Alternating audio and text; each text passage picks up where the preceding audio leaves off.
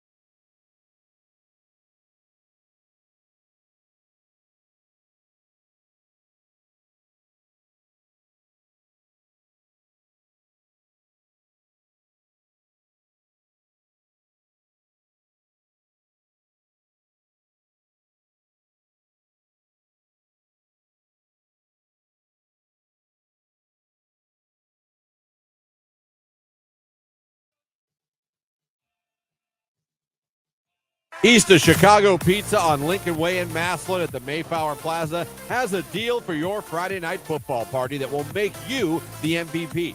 On Fridays, only after 4 p.m., pickup or delivery, you can get a large 3-topping pizza with an order of garlic cheese bread and a 2-liter Pepsi product for just $24. Customers need to mention the Friday night football special and Q92. Don't miss out on the chance to score a touchdown for your party. Call East of Chicago in Massillon now. 330-837-9944. Good evening. I'm Mike Dixon with Q92 Sports. High school football presented by Charchone Auto Group. Tonight we have Lake Blue Streaks traveling to Division 5 powerhouse South Range Raiders. The Blue Streaks come into the 2025 season with high hopes after going 7-5 last season. Lake returns 19 letter winners, including quarterback Ty DeGeorge and running back Davis Matson. On the defensive side of the ball, middle linebacker and senior Kyle Hammer will be back to set the defense for the Blue Streaks. The Blue Streaks team may have one of the best, most athletic receiver and DB rooms that they've ever had. And if you're familiar with the Lake teams, you know that's usually not their forte. South Range comes off another deep playoff run and have compiled 4 straight 12-win seasons. Having 55 wins in their last 59 games, the Raiders are looking to restock after 4 dominant seasons. The Raiders have just 17 letter winners returning, but only 3 of them are starters. There are some new faces, but familiar names, like QB Nick Toy taking over for his brother Tristan Toy. Week 1 is here, and the matchup is set, and this should be a good one. 7 p.m. kickoff here in South Range. Once again, I'm Mike Dixon for Q92 Sports, high school football, presented by Charchone Auto Group. RG Drag, Stark County's premier career center, offers programs that prepares its students at the high school level for careers and continued education beyond high school. Upon completion, RG Drag students have an immediate opportunity to obtain a well-paying job in many exciting career fields. We offer everything from culinary, dental assisting, engineering, sports turf and landscape, welding, and so much more. Contact RG Drag to find a program and career that's the perfect fit for you. RG Drag, where careers begin.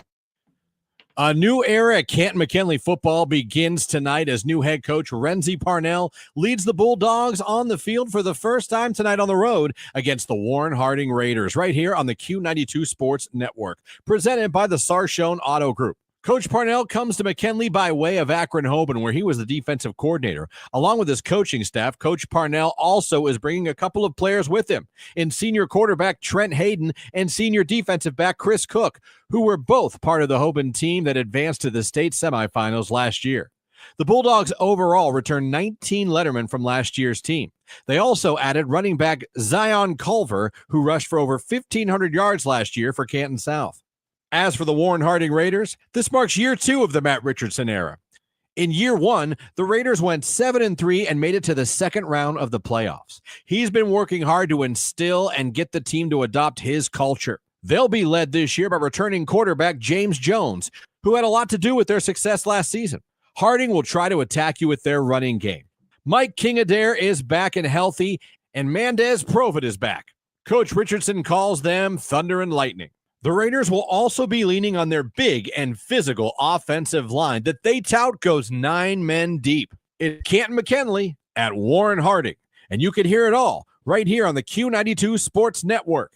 Pregame is 6:30, kickoff is 7. For Q92 Sports, I'm Christian Bigglesworth.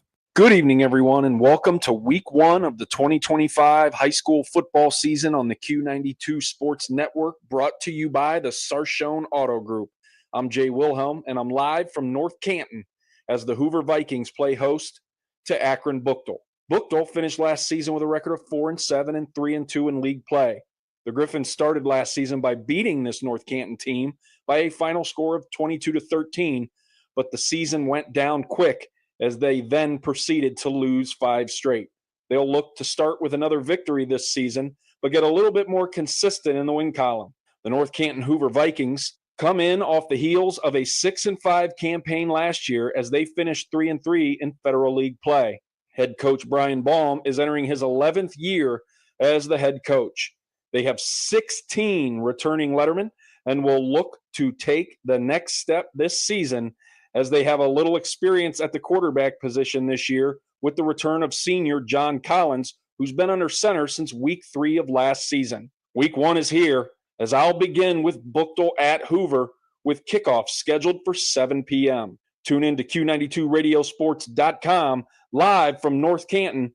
This is Jay Wilhelm, Q92 Sports. From the daily driver, a heavy hauler, to a high-end auto investment, the Sarshone Auto Group is one of Northeast Ohio's leaders with 6 locations: Sarshone Ford in Alliance and Randolph, Sarshone Chevrolet in Randolph and Garrettsville, Sarshone Chrysler Dodge Jeep Ram in Dalton, and the Sarshone Auto Gallery in North Canton. The Sarshone Auto Group. Find out more at sarshone.com, an official partner of the Cleveland Browns. High school football tonight here on AM 1310 WDPN as the Marlington Dukes will welcome in the Tigers of Warrensville Heights. Myself and my partner, Caleb Norick, will have all the action for you tonight beginning at 7 p.m. Well, let's take a look back at last year. Both these teams kind of struggled trying to get things turned around here in 2025. Marlington, a record of 2-8 a year ago. One of those wins against this Warrensville Heights program. Meanwhile, the Tigers, 1 win a season ago as they had a record of 1-9, obviously looking to improve upon that as well. Heights, after this week, will play like Warren JFK, Westlake, Cleveland Central Catholic, Lutheran East, as they have a much tougher schedule here this season. For the Marlington Dukes, after tonight's game, they'll have Northwest, Howland, Louisville, and John F. Kennedy as well. Going to be breaking in a new running back, a new quarterback, as Joe Cardinal gets ready for his 3rd season with the Cardinals. Marlington, it will be in Division 4 this year, and again in Region 13. It's the Marlington Dukes and the Tigers of Warrensville Heights coming up tonight. Join myself, Sam Berkman, and my color commentator, Caleb Norick, for all the action coming up right here on AM 1310 WDPN. And now, Q92. It's the start of the 2025 high school football season, and we're kicking off the action at Fred Breidwieser Stadium, where the Fairless Falcons host the Sandy Valley Cardinals. Sandy Valley head coach Brian Gamble enters his 9th season and is looking to improve on the Cardinals' 5-5 season from last year. Sandy Valley brings back 11 lettermen this year, including dual-threat junior quarterback Caleb Dubner. Dubner will be back under center after seeing action in 9 games for the Cardinals last year as a sophomore and was the team's 2nd leading rusher. Sandy Valley will be a young team in 2025, but has experience in the skilled positions with seniors Natch Overly and Caden Sanders splitting carries at running back and senior Chase Helwig and sophomore Graham Lewis at wide receiver. The Fairless Falcons and head coach A.J. Sarbaugh, who's entering his 8th season at the helm, are also looking to rebound from a down 2024 season, going 4-7 and 1-5 in the Pac-7. This season, they are bringing back 21 lettermen. Junior quarterback Mikey Ritterbeck will reprise his role under center again this season after throwing for over 1,000 yards and 10 touchdowns as a sophomore. 3-year starter, senior wideout Cam Carl will look to improve on his great 2024 season, where he finished 2nd in Stark County in catches. And keep an eye on 2-year starter, junior tight end and defensive end Peter Snavely. The 6'3", 215-pounder has already received offers from Mid-America Conference teams Eastern Michigan and Miami. Join me, Ryan Keller, and my broadcast partner, Coach Antonio Hall, as we kick off the 2025 season at 7 o'clock on Q92radiosports.com and the Q92 YouTube page. From Fred Breidwieser Stadium, Ryan Keller, Q92 Sports. looking for top-notch tree and lawn care? Call Ebert & Sons Tree and Lawn Care. Locally and family-owned, we're proud to serve Stark County in all surrounding areas with 5-star service on Google and an A++ rating from the Better Business Bureau. From expert tree removal to full-service lawn care, we're licensed, bonded, and insured, and here for you when you need us with 24/7 emergency service. Support local. Call 330-412-4042 today. That's 412-4042. Ebert & Sons, quality you can trust, people you can count on. Talk of the head coach of the Massillon Tigers, Nate Moore, as he gets ready for the opener against Cleveland Glenville at Paul Brown Tiger Stadium in the opener of the 2025 season. Coach, thanks for joining us. What excites you typically about a new season and maybe this one in general? Well, there's so much anticipation, especially for week one, because there's so much work that goes into it. So we've been hard at work since the beginning of January and preparing our guys, and the guys preparing themselves for this season. So everybody's ready to get out there and see what we got. What it comes down to. Nobody knows what kind of team we're going to be, even us. till we get out there and see what kind of team we are. Well, going into that, I guess we've seen over the past few years, last year, your game out west, Valdosta, Cincinnati Moeller, you like to start with a big hitter to open the season. What's the advantage for your team to do that? I like a big game to start off because, like I said earlier, there's so much work that goes into that week one game. It might as well be a big one. And I know our fans love the big openers.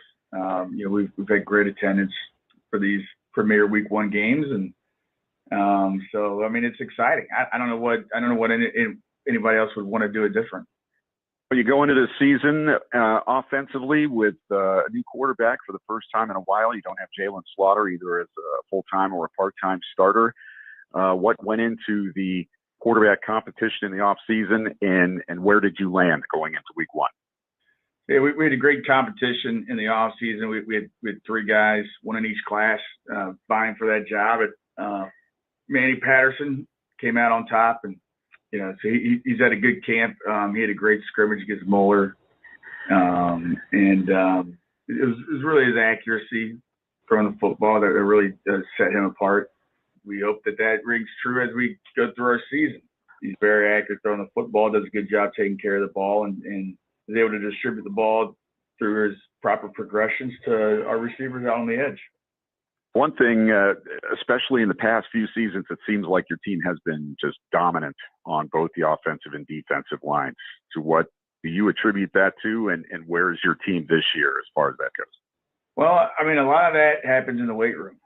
And so Coach Studer's our strength coach, and he does a phenomenal job with our guys and their preparation for the season. And then, you got to have a motivated group of individuals that, can take that level of coaching and that level of commitment and demand and apply it. And we've had a nice group of guys on both lines again this year that obviously have some talent that they possess, but have really developed in the weight room and through their position coaches on the field with technique. And we're excited to get out there and see what kind of groups we're going to be.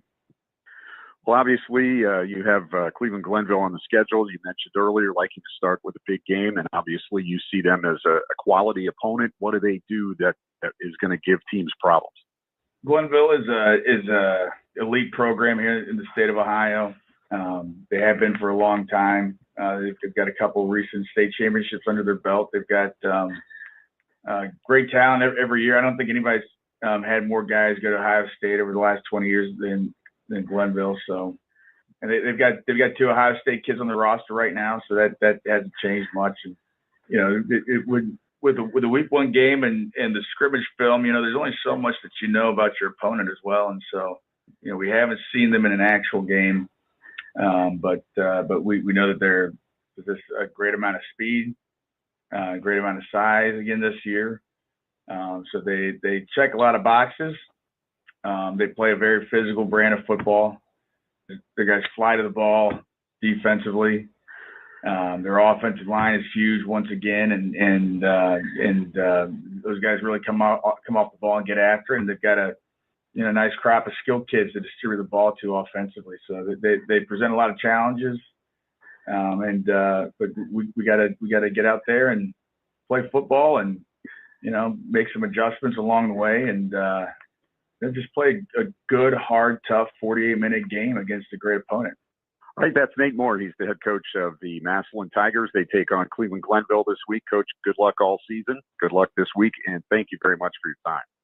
Thank you. East of Chicago Pizza on Lincoln Way in Massillon at the Mayflower Plaza has a deal for your Friday night football party that will make you the MVP. On Fridays, only after 4 p.m., pickup or delivery, you can get a large 3-topping pizza with an order of garlic cheese bread and a 2-liter Pepsi product for just $24. Customers need to mention the Friday Night Football Special and Q92. Don't miss out on the chance to score a touchdown for your party. Call East of Chicago in Massillon now, 330-837-9944. This is high school football presented by Sarshone Auto Group on Q92 and the Q92 Sports Network. Thank you, Jay David, and welcome. We are back at Tiger Stadium in Massillon. A perfect night for football. As Jay David said, this At least for the spectators. Might be a little buzz for the players tonight. We're 80 degrees. We'll be dipping down into the 70s as the night goes through, but we have great sunshine, partly cloudy, a little bit of a breeze, nothing special, and a chance of rain here this evening. At Kansas City, between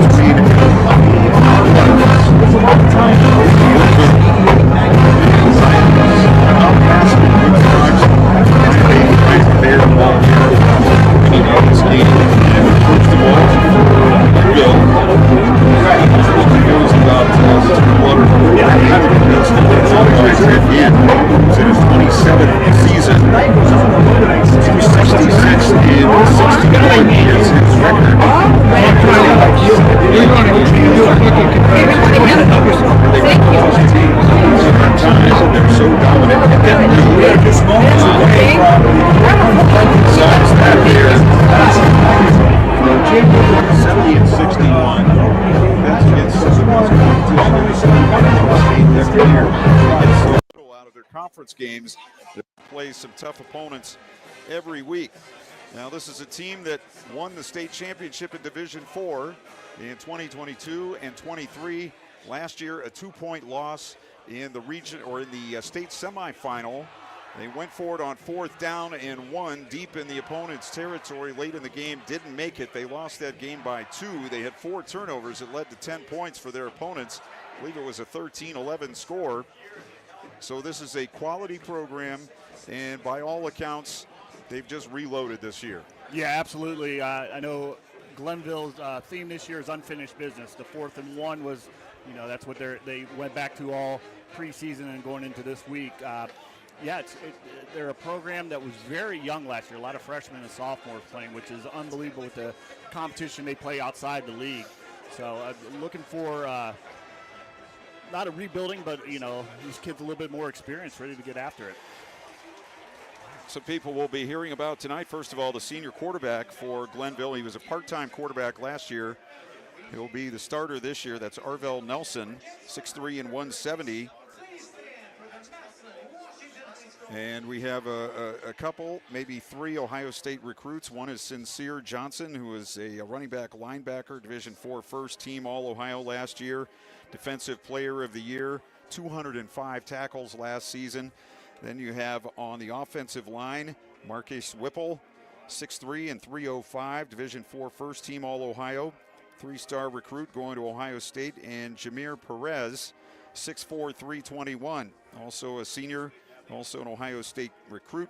Their leading rusher last year, probably going to be a running back or a defensive back for the most part this season, and that would be let's see, that is C.J. Newell. Make sure I get that right. C.J. Newell, 5'10", 186, 2024 Division 4, third team All-Ohio, 1,136 yards, 18 touchdowns, but they've moved him to defense full-time this season. And we're going to hear the words Romel Phillips, Paulie Sadler, and we'll also hear from Joe Saffold as far as the receivers and the skill players are concerned for Cleveland Glenville. It's a team that can score a lot of points, but especially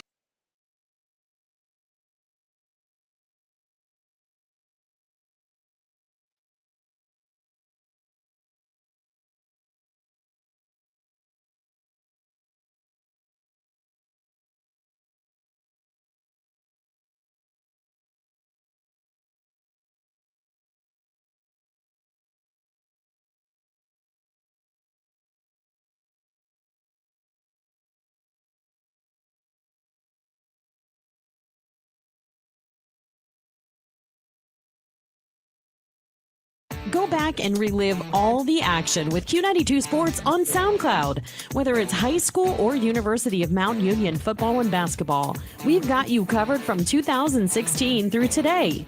Catch every thrilling game and heart-pounding moment anytime you want. Q92 Sports is your go-to for local sports action. Find us on SoundCloud at Q92 Radio, and don't forget to stream all of our games live on Friday night at Q92Radiosports.com. The Q92 Sports Network is your home for the best coverage of high school and Mount Union football and basketball. Be sure you're following us on our social media. Just follow Q92 Sports on Facebook, Instagram, YouTube, X, and Threads. You'll know what games we'll be broadcasting week to week, and we drop photos and videos from all of our high school and Mount Union broadcasts. Be sure to follow Q92 Sports on Facebook, Instagram, YouTube, X, and Threads, and stay connected to the Q92 Sports Network.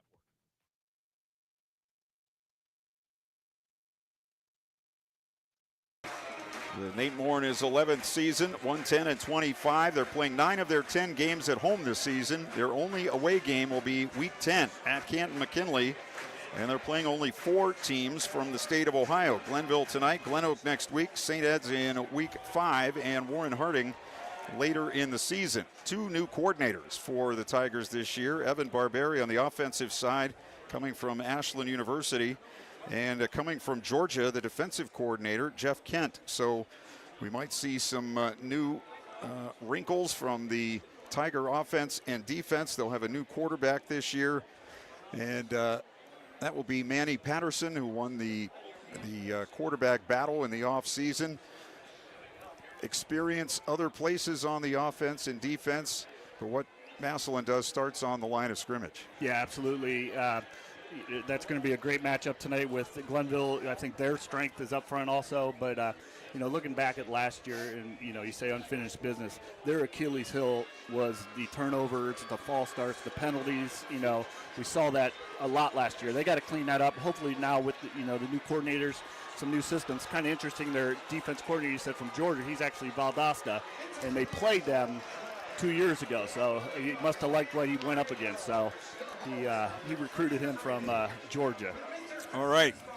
The Tar-Blooders have taken the field. And before we get into more of tonight's game, let's send it down to the field and the national anthem from the Tiger Swing Band.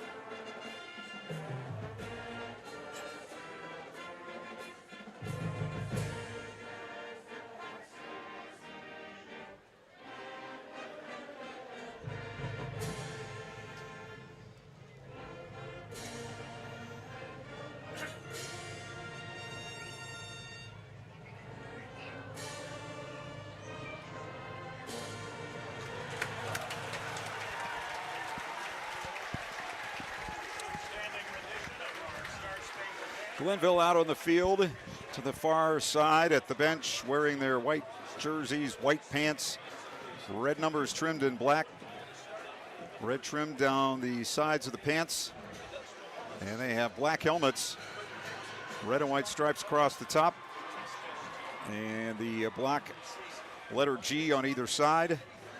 Massillon tonight in the all black jerseys and pants, orange numbers, letters, and trim, the black helmets with a black face mask and the OB logo on either side of the Tiger helmet.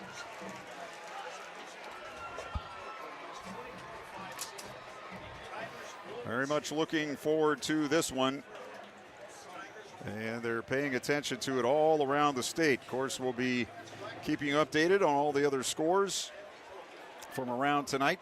Alliance and Padua, New Philly and Louisville, Chippewa and East Canton, Minerva and United, Akron North and Aquinas, Dover and Glen Oak, Norton and Northwest was canceled this week.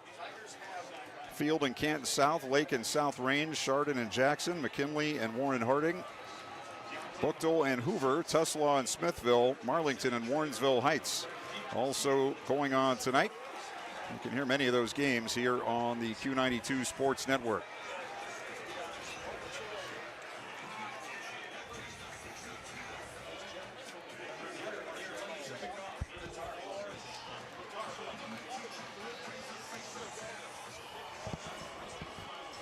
And only fitting that we have a number of a player kicking off that nobody has on their roster.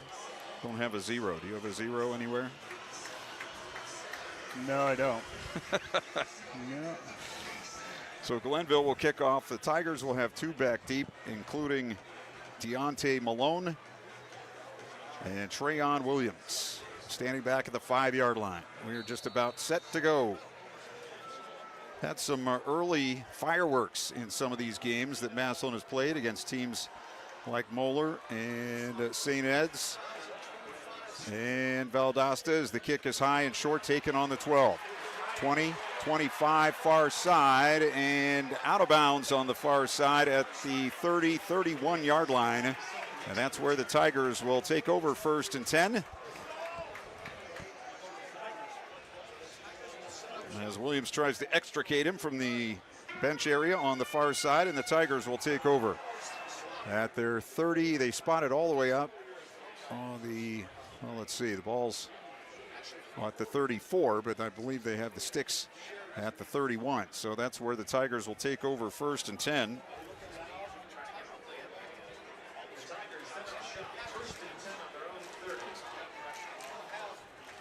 Jacob Martin, the senior center, over the ball.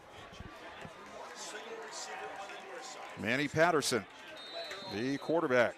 He's a junior. He has 1 back. He has 2 receivers to the near side and a wing to the near side left, and they'll hand it off, running to the right, and that's a gain of about 1 yard on the play for Xavier Owens, the brother of DeJuan Owens, the state championship quarterback from a couple of years ago.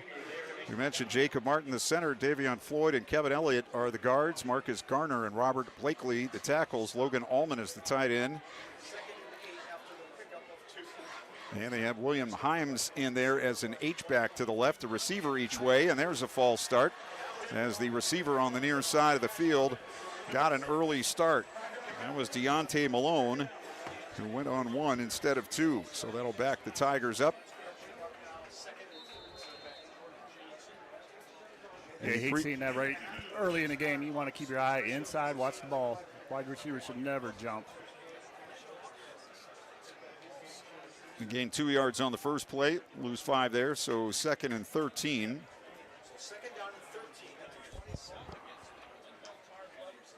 And on 2nd, they'll run up the middle, and it's Owens squirting through a hole and getting across the 30 to the 36-yard line. So he picks up about 9 on that play, and it'll be 3rd down for the Tigers. 3rd down and 4 from their 36.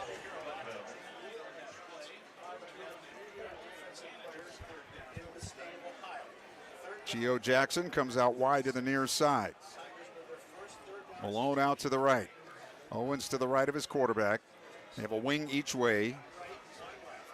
Tight end and H-back. Allman and Himes looking to the near side for the play. 4 on the play clock. 3, 2, and they're going to have to call a timeout. The Tigers nearly ran out of time, so they used their first timeout. Brought to you by Friends and Family Credit Union. It's time to bring a friend into the family. We'll take a break. Oh, let's keep it here. Let's keep it here in the first quarter. Just about a minute and a half in, and no score. And the Tigers with their first 3rd down. Last year,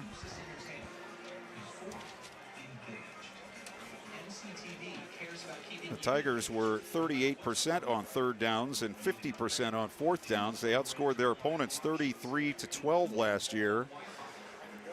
Rushed for 163 and passed for 173 per game. But they had 159 penalties. Yeah, we see in this first drive we have 2 mental mistakes, the offsides and then not be able to get that play off there on third down. 159 penalties in 14 games. You can do the math there. That's more than 10 per game. 2 backs, 1 on each side of the quarterback. In the pistol, Patterson's going to hand off, and trying to get outside to the left is Owens, and he's going to be dropped for a loss. First man there, Kaylon Bailey, junior linebacker, up quickly to make the stop in the backfield, and the Tigers will be forced to punt. Rasmus Haynes will come in to punt. He was the second man in the 3-man quarterback battle in the preseason. He is the backup quarterback, and he will be punting here. 6'4" and 170, a sophomore. Everybody trying to get the right people on the field. 5 on the play clock. Glenville jumping around. Snap is back. Kick is away. And it's a high floater, and it's going to be taken on the 32-yard line with a fair catch by London Hearn. And it will be 1st and 10 for the Tarblooders. They'll start on their 32-yard line, it looks like, with 9.5 minutes to go here in the first period of a scoreless game.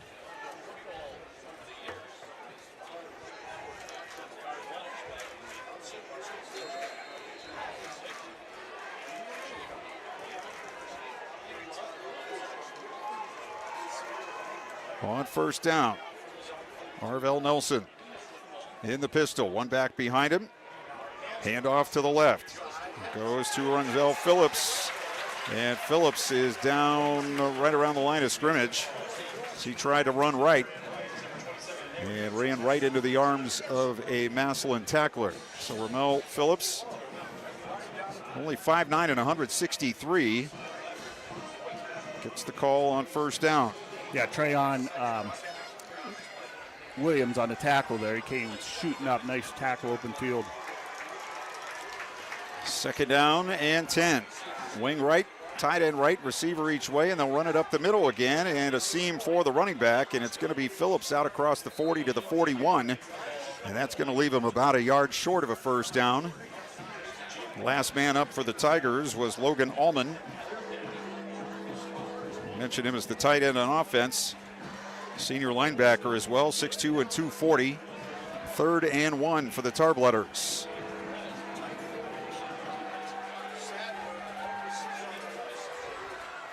This time they go a wing left, tight end left, receiver each way. Run up the middle and a first down. Phillips able to stumble forward for a couple, and he got the first down.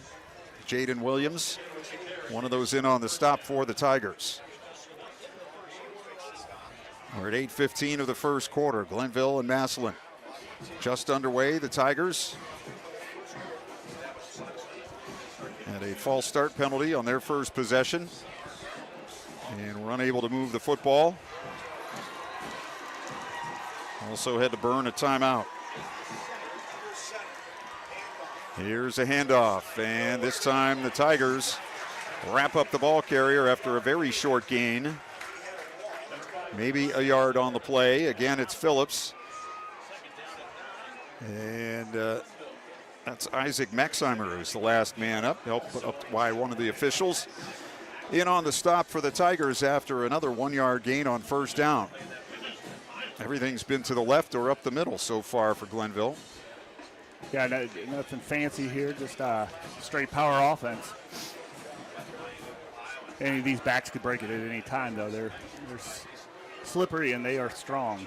They bring 2 out to the near side. And play action. Here's a roll and a dump off. Caught by London Hearn, and he's across the 50, and he is struggling and finally being thrown down on the Tiger 47. Tackle for Massillon by Trayon Williams. And about a 2-yard pass, literally a 2-yard pass from the quarterback to the receiver 2 yards in front of him, and it turns into an 8-yard gain, and again it's 3rd and 1. Almost like just like a forward option. He was, keeping pace with him in a nice distance, and he just dumped it right off to him. Wide out each way. They go unbalanced right, it looks like, and they'll give it up the middle, and a running play and a first down as Devon McDougal, a senior, carries the football inside the 45 to the 44-yard line, a 4-yard pickup, so the Tarblooders keep the chains moving. Their second first down on this first possession as we are at 6:20 to go in the first period. Ramel Phillips back in. Nelson coming in with a play. This time they go with 2 receivers either way. No tight end and 1 back. Phillips behind Nelson in the pistol up the middle. Phillips is hit and dropped after about a 3-yard pickup, and that is Jaden Williams again with a tackle. Can't tell if that's a zone block or just more of a power block there, but he's taking it to the right and going right back over to the left. That's where his Hogs are, 71 and 73. I'd run behind them all day also. You mentioned Jaden Williams several times. He's their leading returning tackler. 38 solos, 43 assists, 12.5 tackles for loss, 5.5 sacks last year. They lost most of the leading tacklers on defense. Phillips up the middle, this time bouncing to the right, and here comes the flag from behind. One of the Tarblooders has his helmet in his hand with his arms out. Let's see what the penalty will be. It will be a hold against Glenville. While Elijah Harden wonders, how is my helmet off? Yeah, I think he's thinking the same thing. They're going to leave him in, so maybe. Well, if he's staying in the game, that means somebody pulled his helmet off. Yeah. It would seem. I don't believe that's legal. The penalty will back the Tarblooders up to their 49, where it will be second down and 15. 5:10, clock running, first period, no score.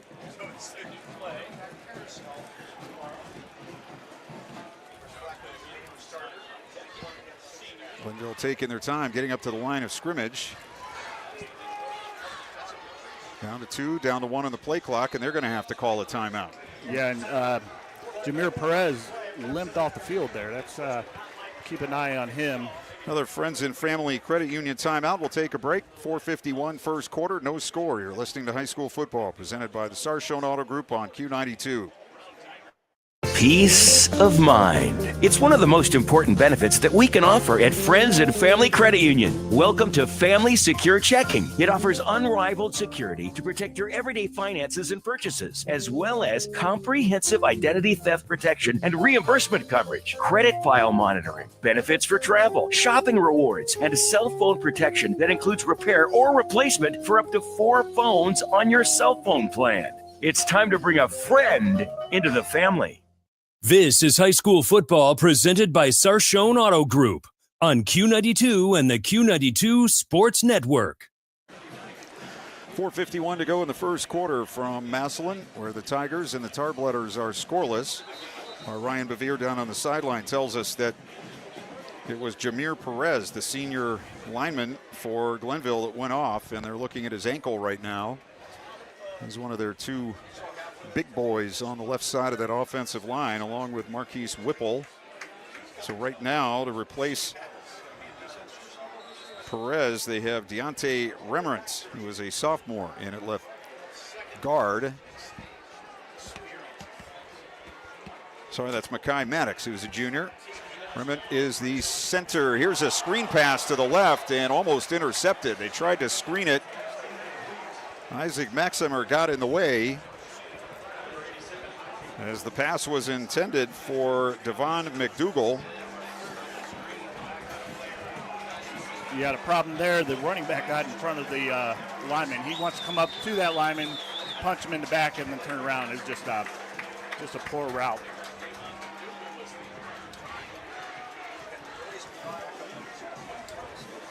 So a couple of mistakes here by Glenville. Yeah, they have a 3rd and 15 now on their 49-yard line. Again, down to the end of the play clock with 3, with 2, with 1. They just got it snapped.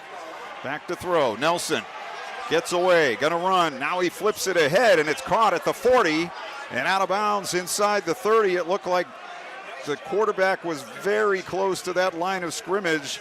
He pushed it ahead like a jump shot. No flag on the field.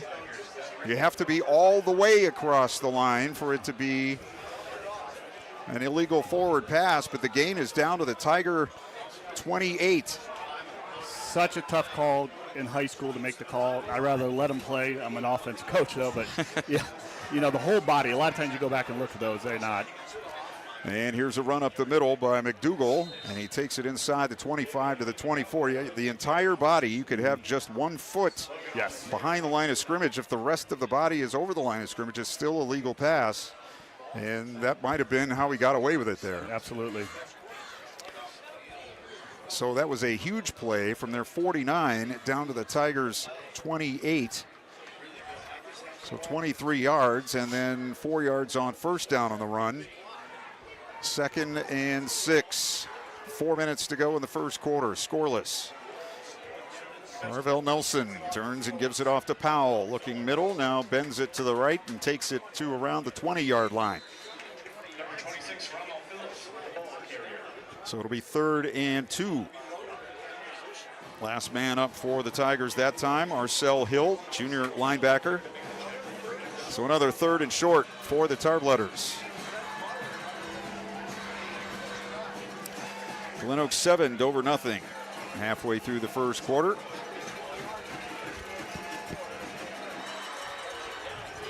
Third and 2 from the pistol. Handoff up the middle, new running back, and it's a first down to the 25-yard line. That's C.J. Newell, who we thought we'd see the most of tonight, but he comes in that situation. And coming in this situation for Massillon is Lacardis Murray, who you might have thought it was a typo when you looked at the roster, but he comes in at 6'2 and 4'10". And he'll line up right over the football, wearing number 79. If you're here in the house, you don't need the number. You could just spot him. Absolutely. Here is a give again up the middle. And it's Newell bouncing it outside. Makes a man miss. Still going. Bounces off a tackler and forced out of bounds at around the 11-yard line. That's going to be a gain of about 5 for C.J. Newell, 5'10", 186. Lake leading South Range 7-0. Here it's scoreless, and we're under 3 minutes in the first period. Yeah, Newell's a Buffalo recruit. He's going to the University of Buffalo.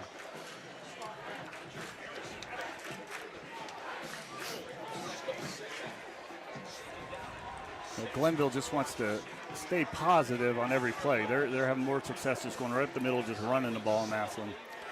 They have a wing right. That's Elijah Harden. Tight end right. Handoff. Newell tries the middle and pushes inside the 10. Looks like they're walking in from the sidelines right at the 10-yard line. So only about a 1-yard pickup. 3rd and 4 for the Tarbletters.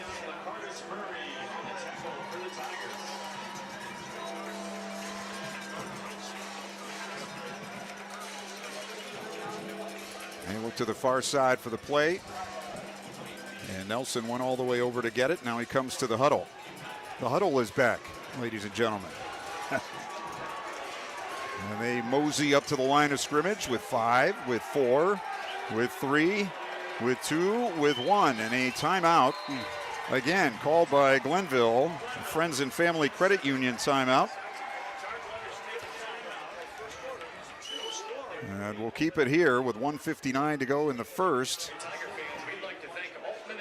as both teams have had to use timeouts offensively. Glenville, 2 here on this first possession. It's just taking them too long, and there's no seemingly urgency in getting out of the huddle into the line of scrimmage, et cetera, et cetera. No, the play call, everything is kind of just slow motion right now. There's no, like you said, no sense of urgency whatsoever, even coming out of huddle. Haven't seen a huddle in a long time, but I remember you had to break out of there, get the line of scrimmage, and let's go.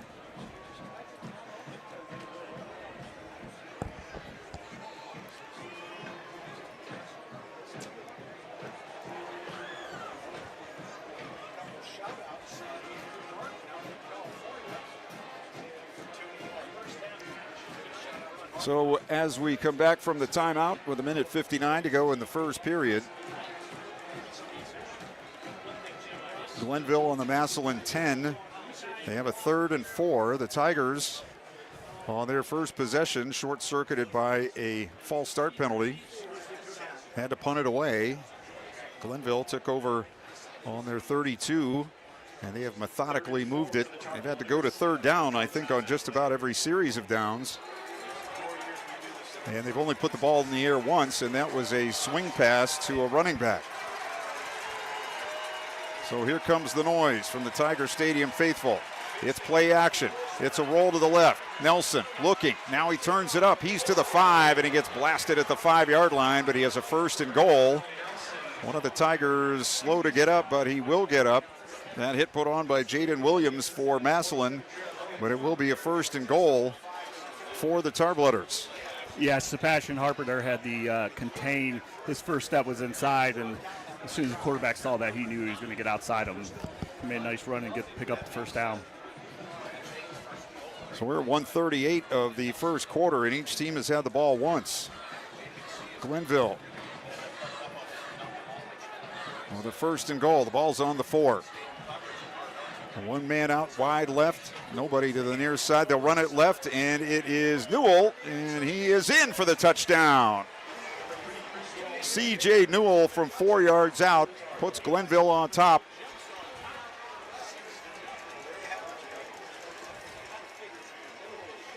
Yeah, Jameer Perez was back in, and they ran right over top of him. He had a nice seal there on the edge, and running back did a great job getting to the pylon and finding the end zone.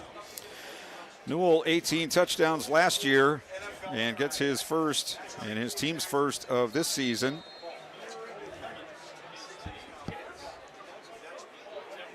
And we're going to have to find out who 0 is.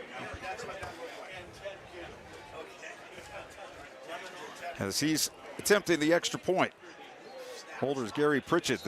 The snap is good, and the kick is up and good. So we'll take a timeout with 1:14 to go in the first quarter. It's Glenville 7, Massillon nothing. You're listening to High School Football, presented by the Sarshone Auto Group on Q92. From the daily driver, a heavy hauler, to a high-end auto investment, the Sarshone Auto Group is one of Northeast Ohio's leaders. With 6 locations: Sarshone Ford in Alliance and Randolph, Sarshone Chevrolet in Randolph and Garrettsville, Sarshone Chrysler Dodge Jeep Ram in Dalton, and the Sarshone Auto Gallery in North Canton. The Sarshone Auto Group. Find out more at sarshone.com, an official partner of the Cleveland Browns. This is high school football presented by Sarshone Auto Group on Q92 and the Q92 Sports Network. Cleveland Glenville with an impressive drive. Just about all on the ground. Amir Lemon is the kicker that we've seen on the kickoff and the extra point. Amir Lemon, a sophomore. There it is. He's all the way down here after the 97, so he's not before the 1. He's all the way down at the end. So yeah, that's he's missing his 100. My mistake. Harding leads McKinley 3-0. Glen Oaks 7, Dover 6. And here, Glenville leads Massillon. Kick is high and deep and into the end zone. No wind to speak of tonight, and that is an impressive kick by Anir Lemon. And the Tigers will take over 1st and 10 on their 20 with 1:13 to go in the first quarter. They trail it 7-0.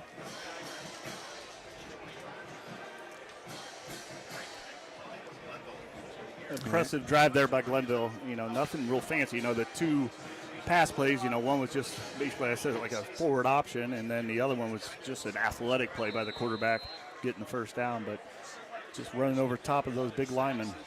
Landon Hose split near side left, slot right, wide right, wing right. And here's Patterson taking the snap, running up the middle for very little gain, as Glenville's DeAndre Taylor immediately wrapped up the ball carrier. It was Xavier Owens. And it'll be 2nd down They'll spot it up almost to the 22, so almost a 2-yard gain for the Tigers. Glenville substitutes in the defensive backfield. You get Aaron Scales back in the game. Patterson back to throw, slings it near side, caught by Hose, steps through a tackle, still going down the sideline. Stayed inbounds to the 50. He's to the 40, and he's shoved out of bounds. A Massillon player put a hit on a Glenville player from behind after the player went out of bounds, but no flag. And what was going to be about a 5-yard gain turned into a huge gain. 48 yards to the Glenville 30-yard line. Yeah, nice catch. Yak yards after contact. That was a great run, a great way. He stayed in bounds. He tiptoed the sideline.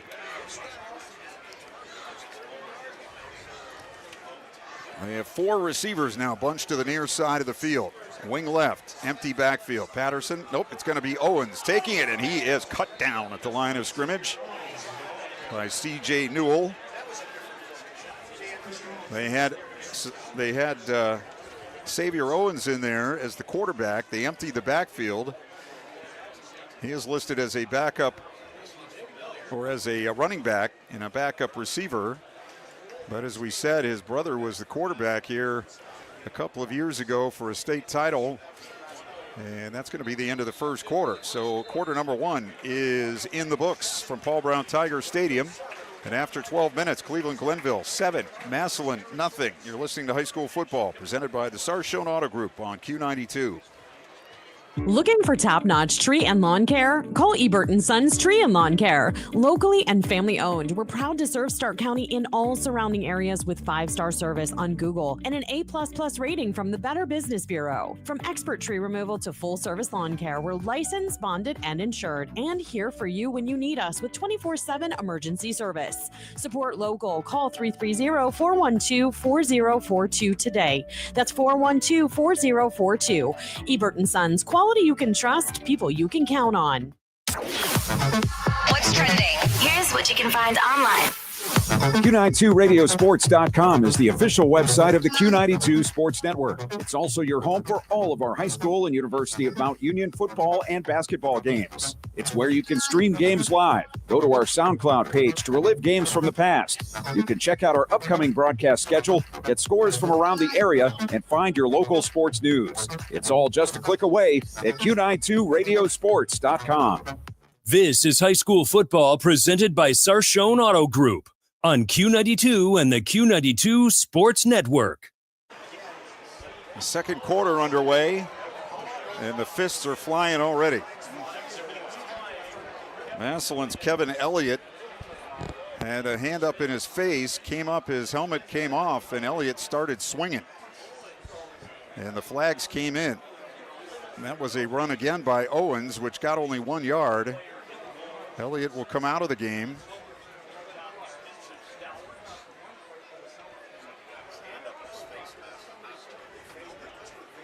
We'll see what the flags are about.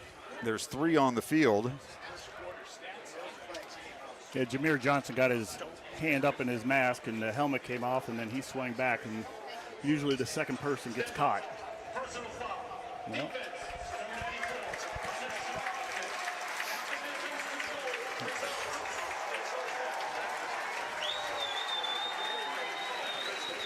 So the player that came up swinging got no penalty.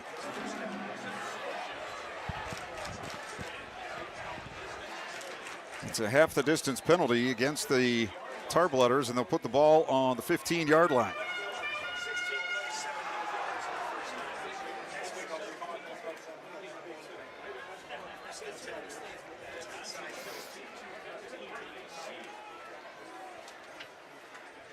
On first down, Owens gets the handoff this time as Patterson is back in the game. And they'll mark him on the 12-yard line, I believe, 11 or 12. Pickup of about 3 on the play. Glenville up 7-0. Massillon not doing much offensively, and then they hit the short out pass. It was a broken tackle on a long run down the sideline that got Massillon in close, and now they're in the RG Drag red zone. Learn, earn, and succeed. Here's a throw, far corner of the end zone. It is a touchdown.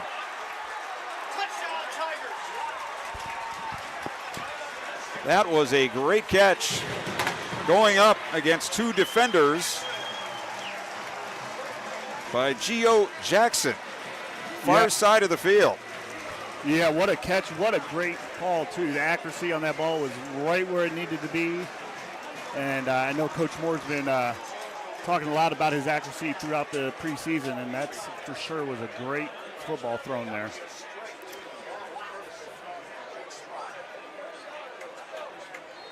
So the extra point attempt coming from Mateo Herrera. He was 55 of 58 last season. Owens holding.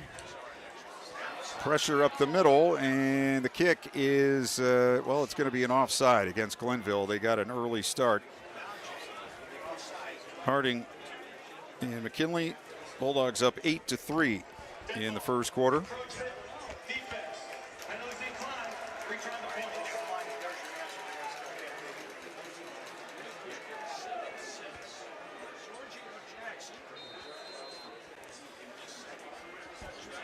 So Herrera will try the extra point from the same spot.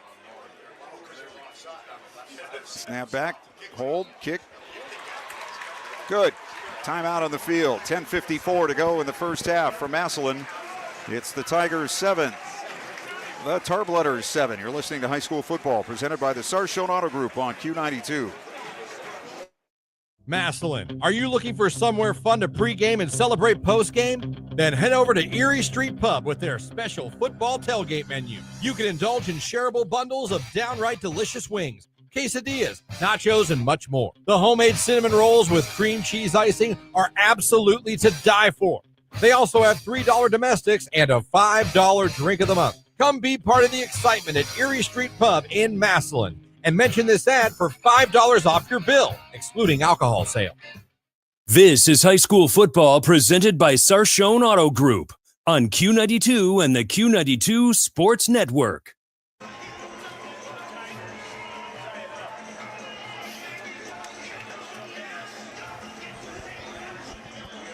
Tigers will kick it off after tying the score.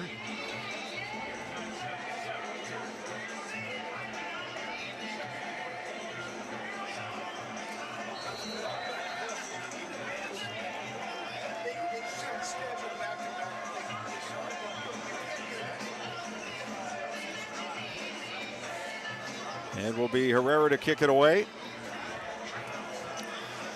Jalen Edward and London Hearn back to receive. Herrera's kick high and deep and taken on the one, back into the end zone, and here he comes. Out to the 10, out to the 20, and out to the 23-yard line.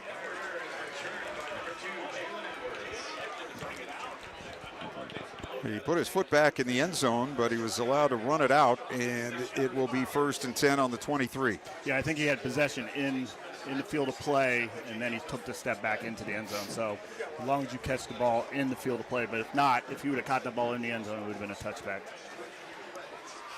So Glenville back on the field. They had the touchdown drive, and then they had another drive going.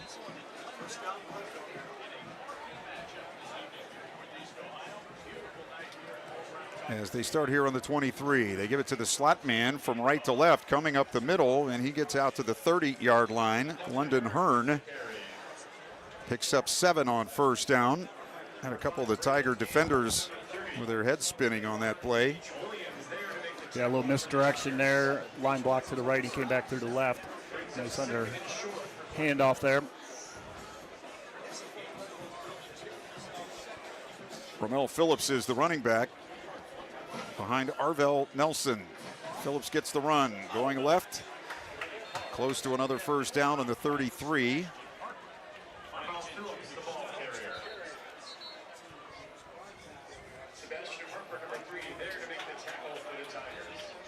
So Glenville, which had 5 first downs in the first period, gets one here. The Tigers had only one in the first period, which was the long pass play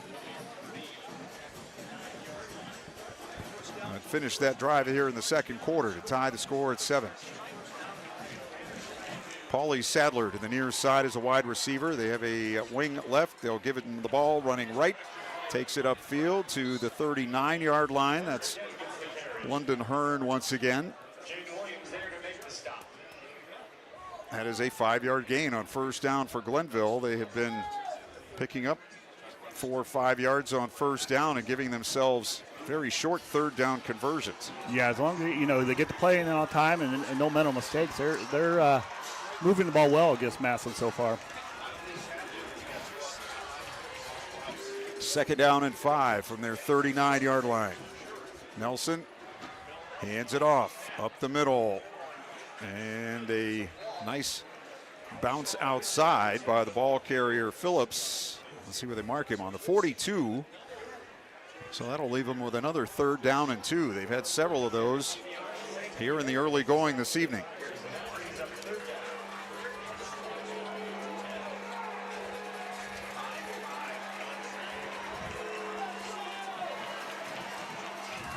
Tigers defense looking for the stop. Still plenty of time on the play clock. Looks like they're trying to get things straight on the offensive line. Nelson turns, gives it off, and the Tigers were ready for that, but now they're going to push him forward and all the way across the 45 to the 46-yard line. They're going to spot it on the 45. He was going to be stopped short, but Carmelo Williams, 6 feet and 295, just got on the back of the pile and pushed everybody forward about 4 or 5 yards. Yeah, that would be an assist. He should get at least 5 yards offensive carry because he basically picked the running back up and just brought him with him.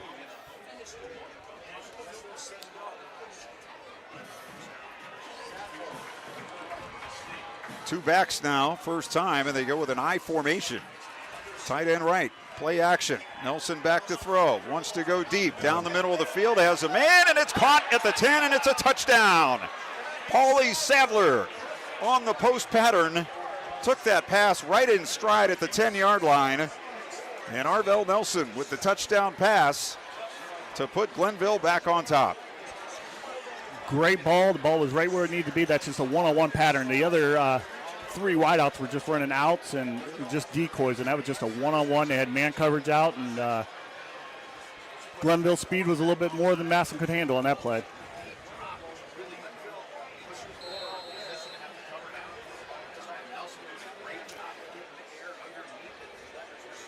They're lining up as if they're going to run a play, but now they set up to kick. And the Tarbletters have only 10 on the field. One man late getting on. That's Kaylon Bailey. Still 8 on the play clock. And Anir Lemon will try the extra point.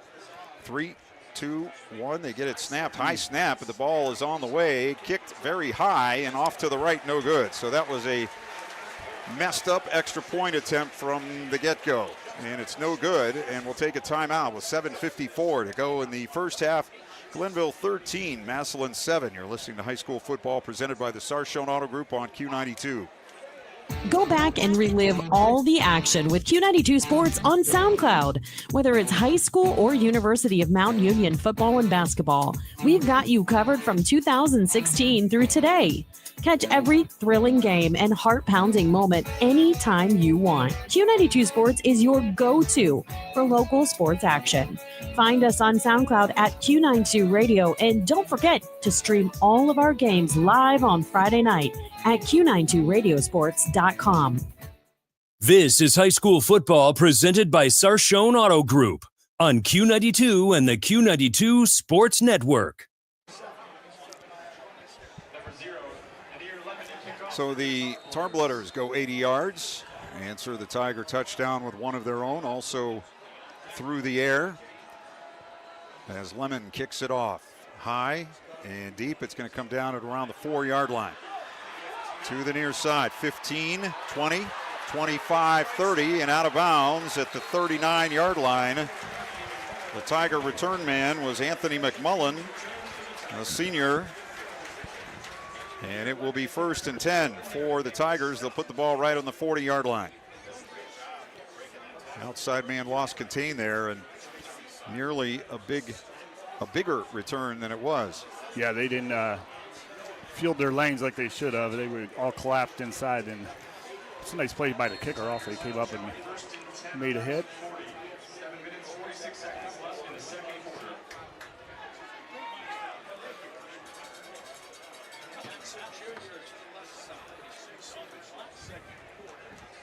Xavier Owens is the quarterback, alone in the backfield, 2 wings to the right. Now they shift to the left side. 3 receivers in the formation. Tarbletter's up close, and Owens running left and running into 4 or 5 Glenville players.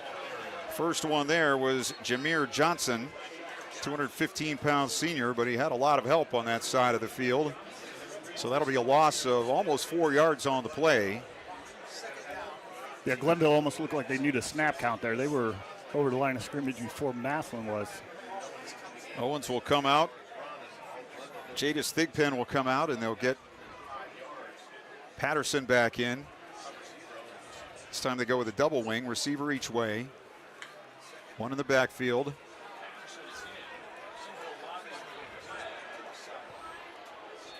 One on the play clock, and they got to call a timeout. So another timeout for the Tigers. We'll take it with 7:01 to go in the second. 13-7 Glenville. You're listening to high school football presented by the Sarshone Auto Group on Q92. AWP Safety, North America's leading traffic safety company, wishes the best of luck to Stark County student athletes this fall, and they need you. Join AWP as a protector for steady work and an important job keeping people safe. They offer paid training, certification, referral bonuses, and advancement opportunities. To apply, visit jobs.awpsafety.com. That's jobs.awpsafety.com. This is high school football presented by Sarshone Auto Group on Q92 and the Q92 Sports Network. That timeout brought to you by Friends and Family Credit Union. It's time to bring a friend into the family. Both teams have used 2 timeouts here in the first half. And Massillon with a 2nd and 13 from their 37-yard line, working from our left to our right. And it's Patterson handing off, running out to the left. McMullen gets around the corner, lost the ball, and Glenville has it on the 44-yard line. Didn't see who came out with the football. It might have been Ramir Jackson. In any case, the Tigers turn it over. And Glenville will have great field position, starting in Massillon territory on the 43-yard line with 6:53 to go in the first half. Yeah, C.J. Newell there. I know why Coach Jim wanted him more on defense this year. He came up, put his shoulder pad right on the ball, and it popped it right out. Great play by C.J. So Glenville will come out to the line of scrimmage.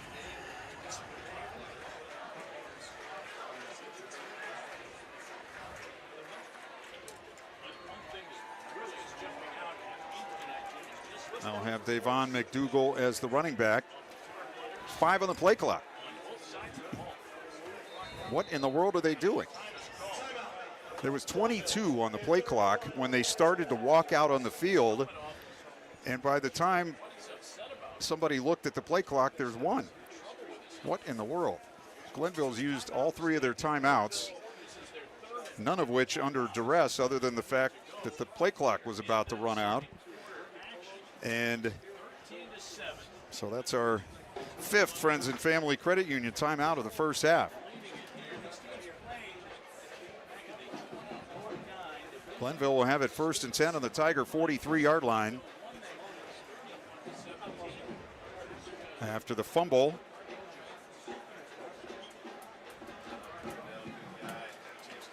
Tigers only lost 8 fumbles all of last season.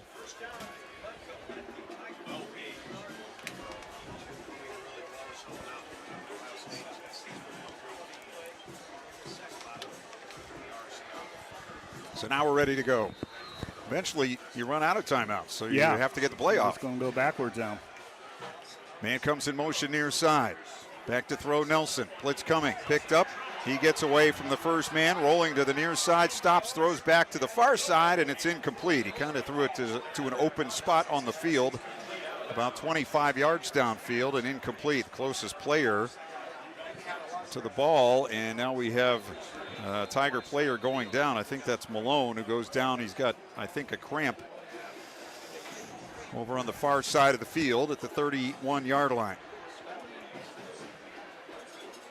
So we'll have another stoppage. So let's look at some scores while we have a stoppage on the field.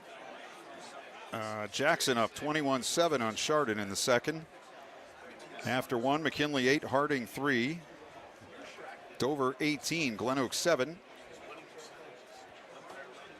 Lake returns a punt for a touchdown to go up 21-7, and then Southridge ran the kickoff back, so it's 21-13.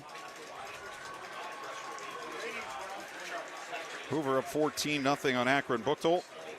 Marlington Warrensville Heights scoreless after one.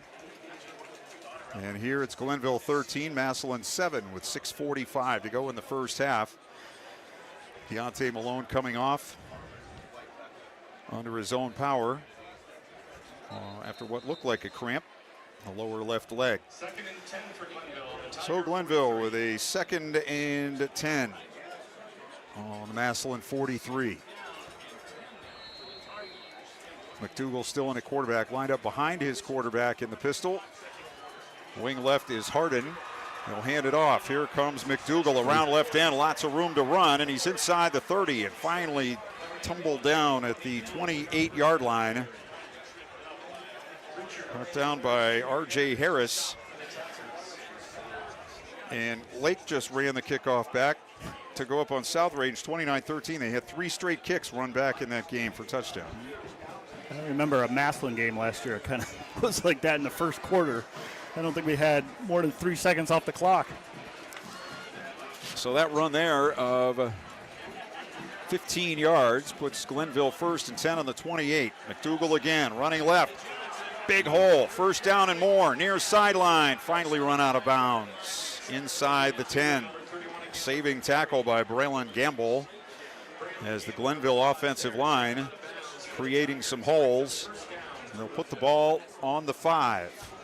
Yeah, there's no reason to run down the play clock. It's pretty easy here. You just run to the left over those hogs. And I tell you what, they are taking care of the line of scrimmage right now. Glenville in the RG Drag red zone as they run it up the middle again with McDougal hit in the backfield, dragging a tackler down to the 1-yard line. He had Isaac Maxheimer on his back, but dragged him from outside the 5 down to the 1, where it will be 2nd and goal. I think we got a legal formation there. Oh, okay. And I believe Coach Moore ran out and made that call. They kind of threw it late, but had too many people in the backfield. So McDougal will go out, and the ball's back on the 10. So forget about being on the 1. Glenville had a holding call on their first possession that ended with a touchdown. They overcame that. So 1st and goal on the 10. Handoff running right and to the 9, maybe the 8-yard line. Goes Ramel Phillips. Brought down by Jadis Thigpen. And by Kayvon Sankey for the Tigers. They give him 1 yard to the 9. Clock running, 5:10 to go in the first half. Glenville 13, Massillon 7. Tiger defense has gotten help here from a penalty as they try to keep the Tarblooders out of the end zone. Yeah, that's about the only thing that's stopped Glenville. They're still in the huddle, and there's 6 on the play clock. Yeah. And they mosey to the line of scrimmage with 2, with 1, and they're not going to get the playoff.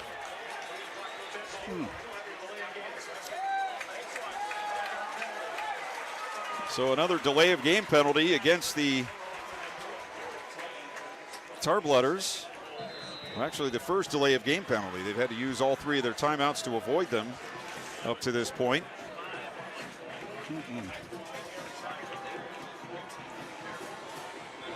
Want to get to the line of scrimmage with a little more urgency, but they still have 10 to get this play off. Trips near side, and now a timeout for Massillon. So we're assured of one thing. There'll be no more timeouts called by either team in the first half. 4:30 to go before halftime. 13-7 Glenville. You're listening to High School Football, presented by the Sarshone Auto Group on Q92. The Q92 Sports Network is your home for the best coverage of high school and Mount Union football and basketball. Be sure you're following us on our social media. Just follow Q92 Sports on Facebook, Instagram, YouTube, X, and Threads. You'll know what games we'll be broadcasting week to week, and we drop photos and videos from all of our high school and Mount Union broadcasts. Be sure to follow Q92 Sports on Facebook, Instagram, YouTube, X, and Threads, and stay connected to the Q92 Sports Network. This is high school football presented by Sarshone Auto Group on Q92 and the Q92 Sports Network. Cleveland Glenville will have a 2nd and goal from the 14-yard line with 4.5 to go here in the first half.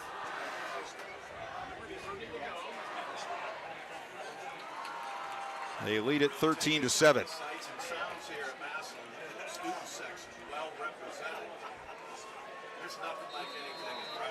One man out wide to the right side, 3 to the near side. Back to throw. Nelson throws middle. Caught. 5 and a touchdown for the Tarblooders. London Hearn with the touchdown grab over the middle. They just dumped it on the crossing pattern, and he was able to elude a couple of defenders and run it into the end zone. So Glenville overcomes the mistakes down inside the R.G. Drake red zone and come out with another score as Anir Lemon gets set for an extra point attempt. Yeah, when they need to throw the ball, they've been throwing the ball pretty well, and Massillon's trying to man them up, and right now they're not keeping up with their speed. Here's another kick that's very high, and it's again wide to the right. So no good by Lemon. He's missed 2 of 3, but Glenville is in the lead with 4:24 to go in the first half. Tarblooders 19, Tigers 7. You're listening to High School Football, presented by the Sarshone Auto Group on Q92. What's trending? Here's what you can find online. Q92radiosports.com is the official website of the Q92 Sports Network. It's also your home for all of our high school and University of Mount Union football and basketball games. It's where you can stream games live. Go to our SoundCloud page to relive games from the past. You can check out our upcoming broadcast schedule, get scores from around the area, and find your local sports news. It's all just a click away at Q92radiosports.com. This is high school football presented by Sarshone Auto Group on Q92 and the Q92 Sports Network.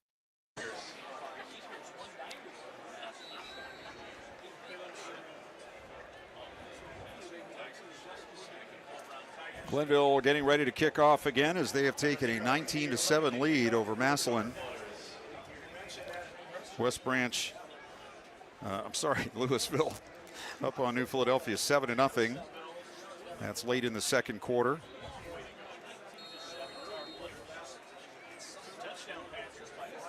Anir Lemon ready to kick off. 2 back deep at the 5-yard line for the Tigers. Lemon walking up, now running up, and he boots it high to the far side of the field, taken on the 10, fumbled and picked up, and the ball carrier down short of the 15-yard line. That's McMullen, who I believe was the man who fumbled on the last possession. And now the Tigers will start in tough field position on their 15 with a 1st and 10. Now down 2 scores. They were down 7-0. Tied it up. Glenville points on their last 2 possessions. That one's set up by the fumble. And Glenville having to go 43 yards with the ball. Gio Jackson out to the far left side, 2 to the near side. They have a slot left, 1 back. Patterson in the backfield. This man comes in motion near side. That's Benny Anthony back to throw. Patterson sets up, fires deep near side. Coverage is there, and the pass is intercepted. Back the other way to the 50. Jalen Edward to the 40, to the 30. Flag down, and he's going to be down inside the 5. They're going to call an illegal block on 23 for Glenville, and looked like he hit him right in the shoulder, or the inside of the shoulder. There's the rule about crackback blocks and blindside blocks.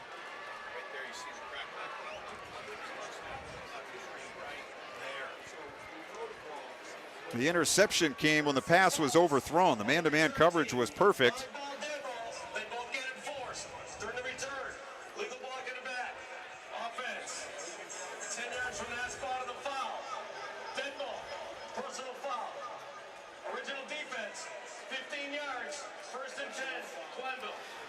And as the official said, they're going to mark them both off. One was during the play and one was after. So instead of being first and goal inside the 5,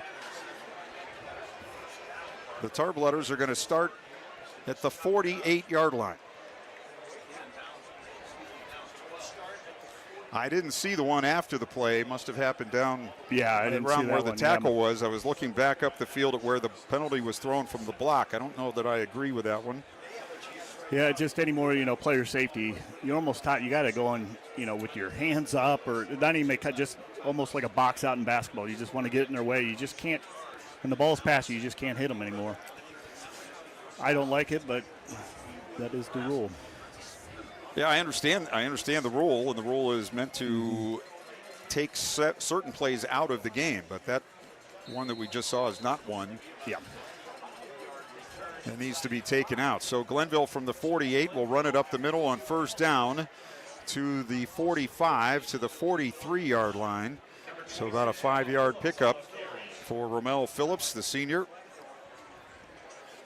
We got the lion's share of the running in the first quarter. They've spread it out with McDougal and Newell and others since then. We're at 3:38 of the first half. Glenville on the Massillon 43 with a 2nd and 5. Carvel Nelson will fake the handoff. Rolls right, flips it out in the flat. Caught by Hearn. And he's going to be dropped rudely right around the line of scrimmage. His helmet comes off.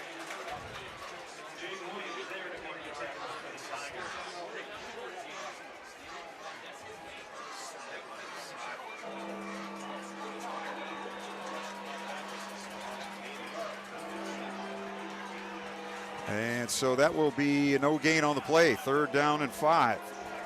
Second quarter, Marlington 7, Warrensville Heights 0.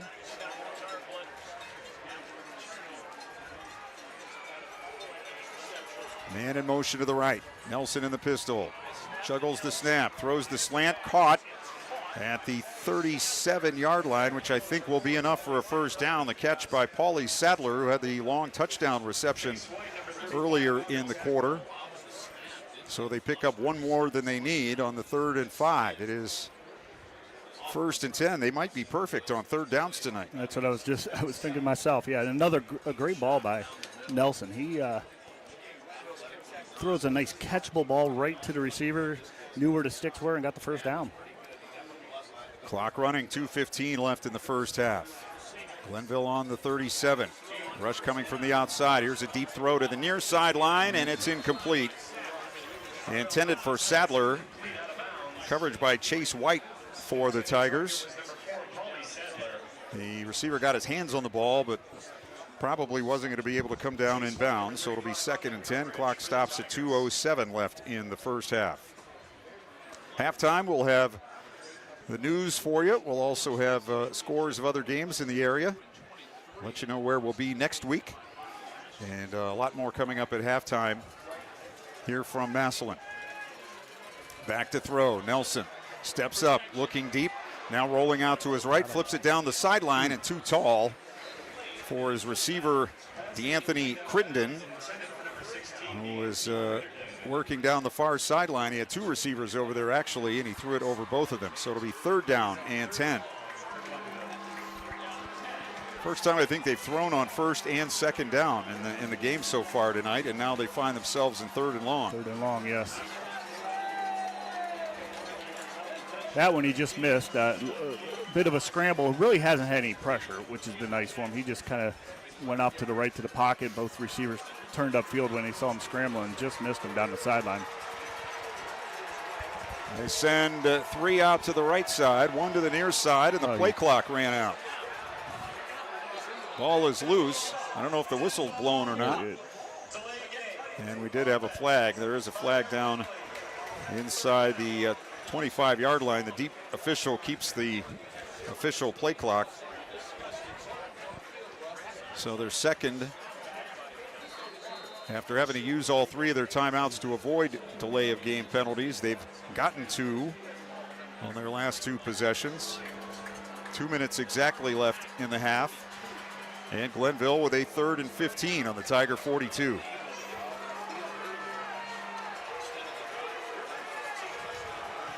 Two receivers each way, 1 back. Nelson back to throw, 4-man rush, steps up. Now he's gonna run and he's gonna be hit and he's gonna go down. He's able to force his way up close to the previous line of scrimmage, and now we have another flag coming in from the far side of the field as Nelson was still down on the ground.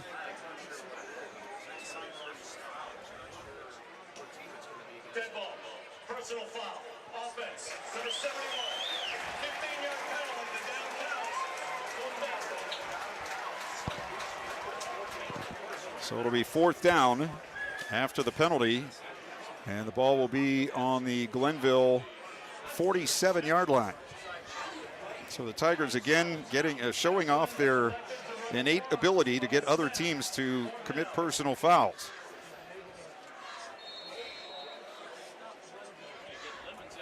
And here Lemon will punt. He's only 10 yards behind the line of scrimmage. 1 man back on the 16-yard line for the Tigers.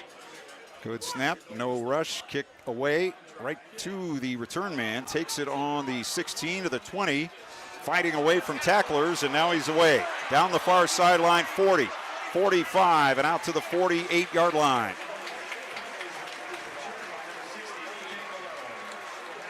I believe that was Deontay Malone. So basically it's been 2 big plays caused by missed tackles by Glenville tonight that have given the Tigers some hope. The first set up their first touchdown here, gets them into good field position at the 48 with 1:33 left in the half. Yeah, Malone kind of baited him there. They kind of stood there for a second. It looked like it was a fair catch. I think that's what the Glenville guy kind of thought. Then he just took off and he was by him. Manny Patterson in a quarterback. The junior in the pistol. 1 back, 4 receivers, 2 each way. From his own 48. Handoff up the middle, and nothing there for the ball carrier. He might have gotten a yard. Into the middle of the field, it was Xavier Owens carrying the ball, and the clock running down to 1:20. This time they'll bring trips near side. 1 out to the left. Back to throw, Patterson. Quick flip over the middle, a catch in the field of play, and not a first down. It's caught by R.J. Harris, so it'll be 3rd down and 3 as we move down to 1 minute left in the half. And this is when you wish you had your timeouts. You didn't have to use them all up earlier. Exactly. Here's another throw. Patterson under pressure, hit, and he's going to go down. Back on his own 48-yard line near the original line of scrimmage. Brought down by Tyler Murphy, senior linebacker. So now it's 4th down, 38 seconds. Tigers with a 4th and 10 on their own 47-yard line. And they keep the offense on the field. 4th and 10.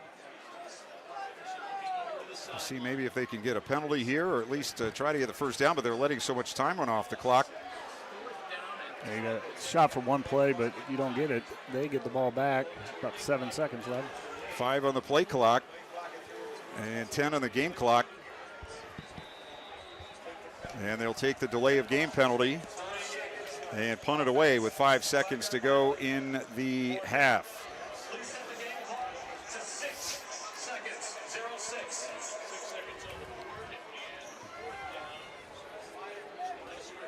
Yeah, Glenville's rolling their coverage and bringing their edge right at the corner off the edge, and they are quick coming off that edge, and they get to the quarterback in a hurry.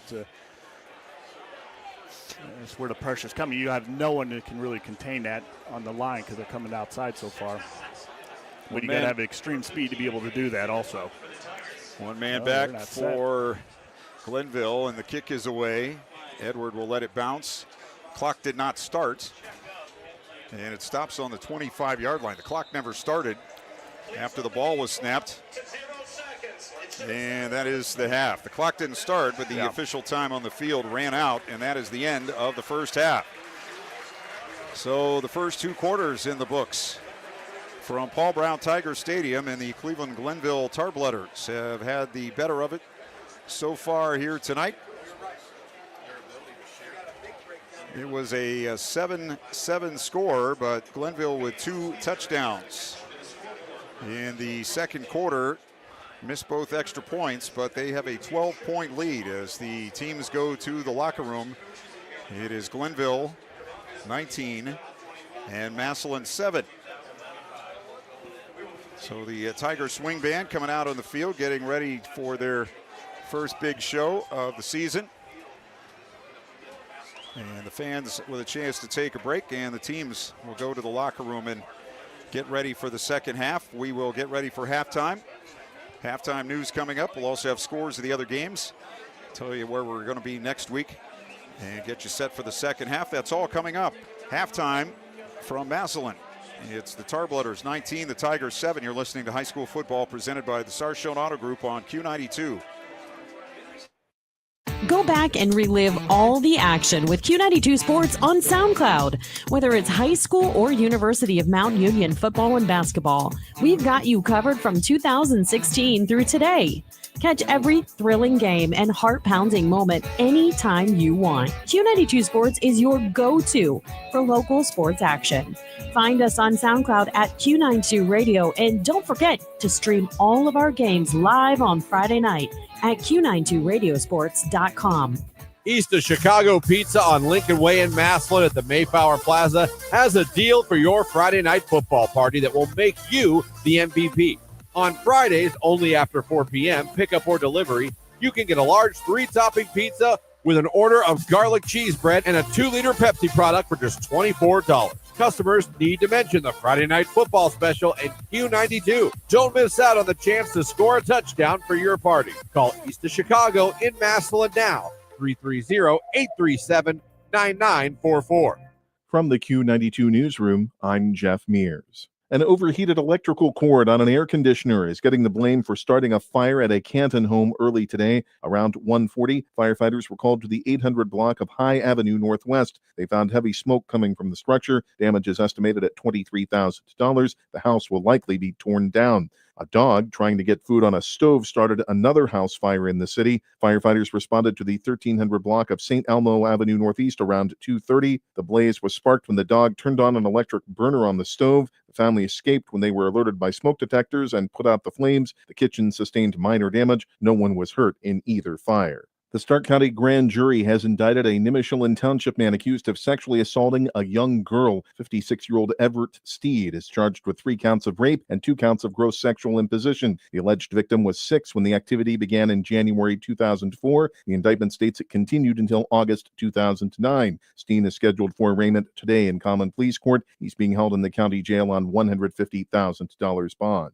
A man accused in a violent assault in Canton is behind bars. 49-year-old William Harvey of Canton was arrested Thursday. He was wanted on a warrant charging him with felonious assault for an August 11th incident. Harvey allegedly used a chair to hit a 58-year-old Canton man in the head. Police say the incident occurred in the 1900 block of 6th Street Northeast. Court records state the victim suffered several broken bones and the loss of 4 teeth. Harvey is scheduled for arraignment today in Canton Municipal Court. The Highway Patrol is investigating a fatal crash in Tuscarawas County that occurred Thursday afternoon. Around 2:15, 18-year-old Ava Stamets was northbound on I-77 in Oxford Township when her car crossed the median and entered the southbound lanes. Her vehicle collided with a pickup truck near milepost 63. The truck went off the left side of the interstate and overturned. Stamets' car then struck another pickup. Both vehicles went off the right side of the road and hit a guardrail. Stamets died at the scene. The other drivers and 4 passengers in the second truck suffered minor injuries and were taken to a Cambridge hospital. The patrol is investigating the incident. Drugs and alcohol are believed to be factors. A Columbiana County judge has sentenced a man who pleaded guilty to child pornography charges to 33 years in prison. Common Pleas Judge Scott Washam handed down the punishment to 64-year-old Barry Stevens of Salem Thursday. He pleaded guilty in March to 51 counts of pandering obscenity involving a minor. As part of his sentence, Stevens must register as a Tier 2 sex offender. He was arrested after a search warrant was executed at his home in February 2024. More than 2,000 images and videos of children engaging in sex acts were found on Stevens' computer. Oral arguments are scheduled October 25th in the Sixth Circuit Court of Appeals in Cincinnati for an appeal of the settlement between Norfolk Southern and residents affected by the East Palestine train derailment. The law firm Morgan & Morgan filed the appeal in December 2024. A federal judge ruled the previous month against their motion for an injunction of payment of legal fees in the $600 million settlement. Morgan & Morgan argued the $180 million awarded to class counsel was split up unfairly. They also accused co-lead counsel of exploiting a quick pay provision. The attorneys involved helped broker the settlement resulting from the 2023 derailment. It was granted 1 year ago. More news after this. The Q92 Sports Network brings you more high school football and basketball games than anyone else, by far. But did you know that you can go back and listen to our broadcast again? Simply go to the Q92 radio page on SoundCloud. We posted the games we broadcast for everyone to go back and relive. We have playlists filled with our high school football broadcasts from 2016 to this season. So go to SoundCloud now, follow Q92 Radio, and listen. And thank you for listening to all of our sports broadcasts of high school football and basketball on the Q92 Sports Network. It's off to prison for a Ravenna man who pleaded guilty to child pornography charges. A federal judge sentenced 47-year-old Daniel Robertson to more than 10 years behind bars. He pleaded guilty in May to receipt and distribution of visual depictions of minors engaged in sexually explicit conduct. Robertson downloaded and shared sexually explicit photos and videos of children from March to December 2024. Federal agents found the material on electronic devices after a search warrant was executed at his home in December. Robertson also was ordered to serve 10 years probation and pay more than $17,000 restitution. 80 days in jail and 1 year of probation is the sentence issued to a man who threatened an employee at Hollywood Gaming Casino in Austintown. Mahoning County Judge Scott Hunter handed down the punishment Wednesday to 69-year-old Alfad Mohammed of North Jackson. He pleaded guilty to aggravated menacing and failure to comply. An intimidation charge was dropped. Mohammed was given credit for 10 days served. He is banned from the casino after losing a large bet. Mohammed threatened to shoot an employee August 10th. Security escorted him off the property. Mohammed later led police on a chase and pointed a rifle out of his vehicle. A federal judge has sentenced 2 women for having fake forms of identification. 39-year-old Emilia Nohemi Rosino Rodriguez and 33-year-old Dikla Emirlania Perez Rodriguez pleaded guilty in May to possession of a fraudulent permanent resident card. They were each sentenced this week to 2 months in prison. Rosino Rodriguez will surrender to Immigrations and Customs Enforcement for deportation. Warren police found the women sleeping in a car at a convenience store on Parkman Road February 17th. Both had bogus permanent resident cards. As part of her sentence, Rosino Rodriguez will serve 3 years probation. Perez Rodriguez was handed 1 year. A parole hearing is scheduled next month for a man serving 15 years to life in prison for murdering his infant daughter in October 2002. The Trumbull County Prosecutor's Office opposes the release of 44-year-old Renal Ziegler. He claimed he put his daughter down for a nap and she fell out of bed, and he violently shook her to wake her up. But an autopsy concluded the child suffered from at least 6 separate points of blunt force trauma to the head that caused bleeding on the brain. Prosecutors say during his time in prison, Ziegler has had at least 40 disciplinary instances. We'll return you to the stadium for the second half of tonight's game, but first the forecast. For the overnight, mostly clear, cooler, a low of 61. Saturday, mostly sunny skies with a high reaching 85. For Q92 News, I'm Jeff Mears. RG Drag, Stark County's premier career center, offers programs that prepares its students at the high school level for careers and continued education beyond high school. Upon completion, RG Drag students have an immediate opportunity to obtain a well-paying job in many exciting career fields. We offer everything from culinary, dental assisting, engineering, sports turf and landscape, welding, and so much more. Contact RG Drag to find a program and career that's the perfect fit for you. RG Drag, where careers begin. Go back and relive all the action with Q92 Sports on SoundCloud. Whether it's high school or University of Mount Union football and basketball, we've got you covered from 2016 through today. Catch every thrilling game and heart-pounding moment anytime you want. Q92 Sports is your go-to for local sports action. Find us on SoundCloud at Q92 Radio, and don't forget to stream all of our games live on Friday night at Q92radiosports.com. This is high school football presented by Sarshone Auto Group on Q92 and the Q92 Sports Network. Welcome back to Paul Brown Tiger Stadium. It's halftime. And the Glenville Tarblooders have a 19-7 lead over the Massillon Tigers as the Tigers swing band entertaining the fans here on the home side tonight. Let's see if we can't pick up a little of their action here this evening.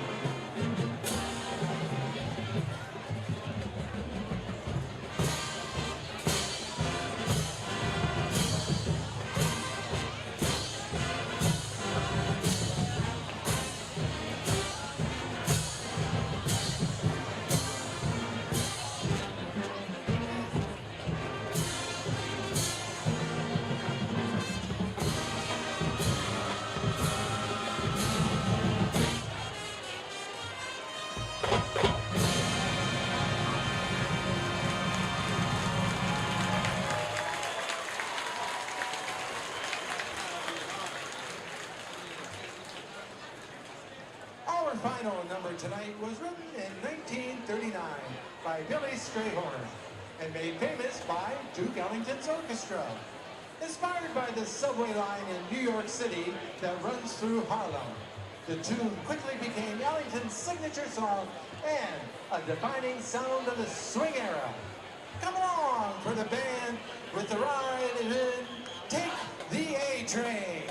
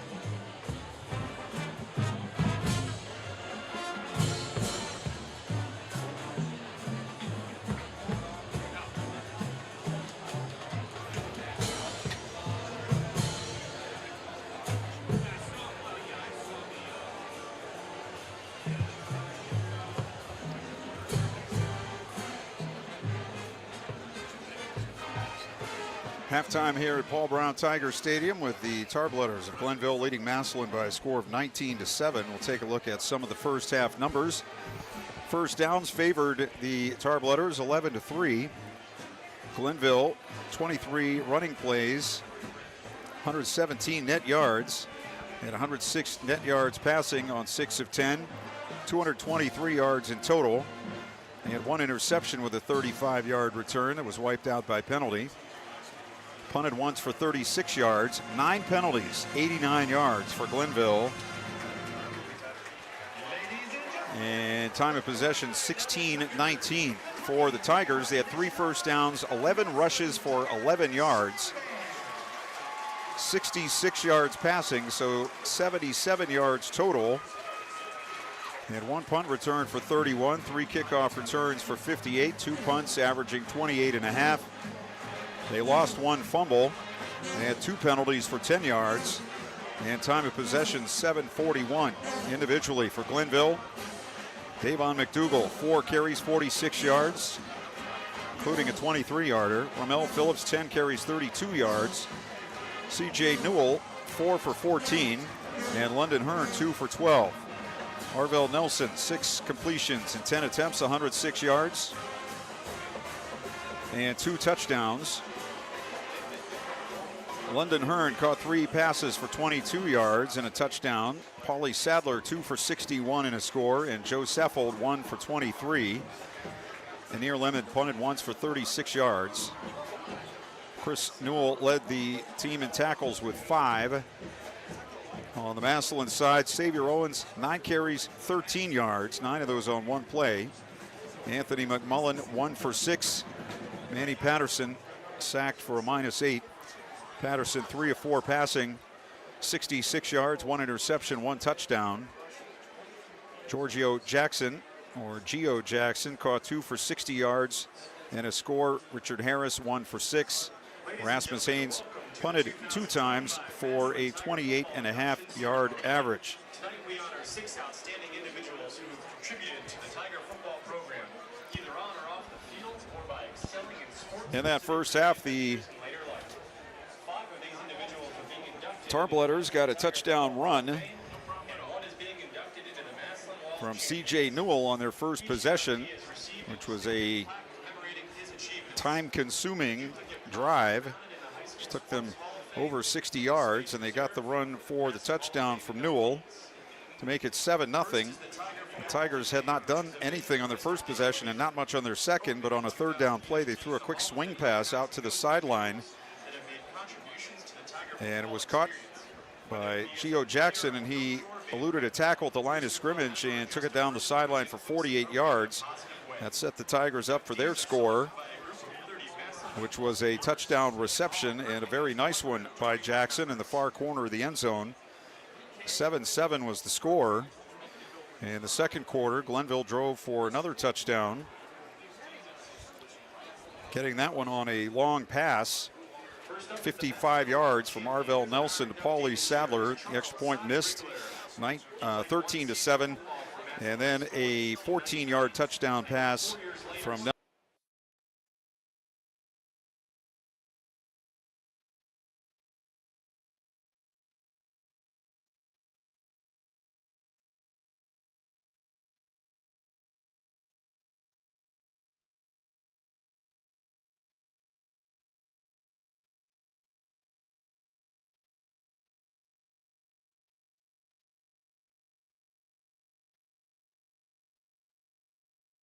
And that's where we are right now at 19-7. Let's take a look at some other scores.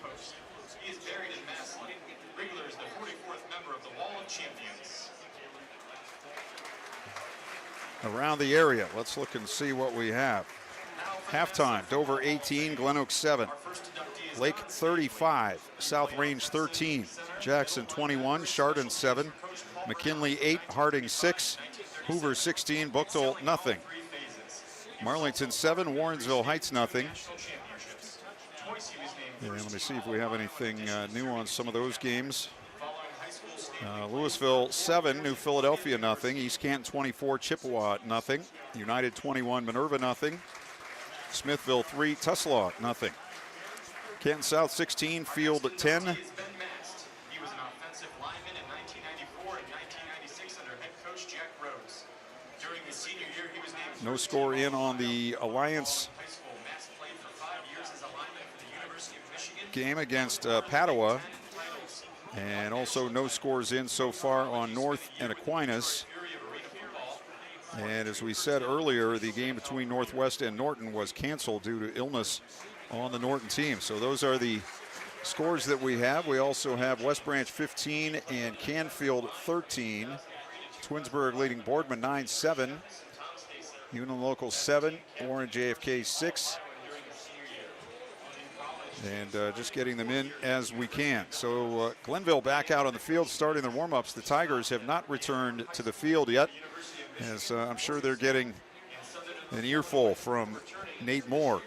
And when we come back, we'll talk about that, and we'll tell you where we're going to be next week for high school football. But right now, we're at halftime with Cleveland Glenville on top of Massillon by a score of 19-7. We'll take a break. You're listening to High School Football presented by the Sarshone Auto Group on Q92.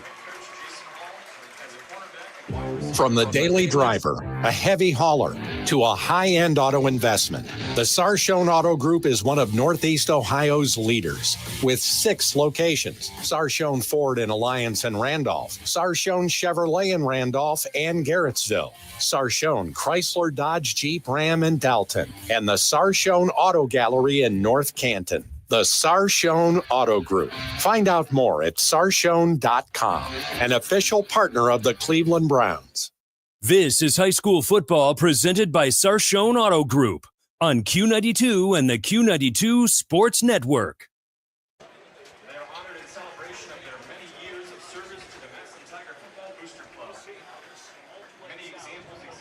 19-7 for Glenville at halftime, and we're still awaiting the Tiger football team to come out. There's less than 3 minutes on the clock. Of course, they'll add on a couple minutes after it goes to 0.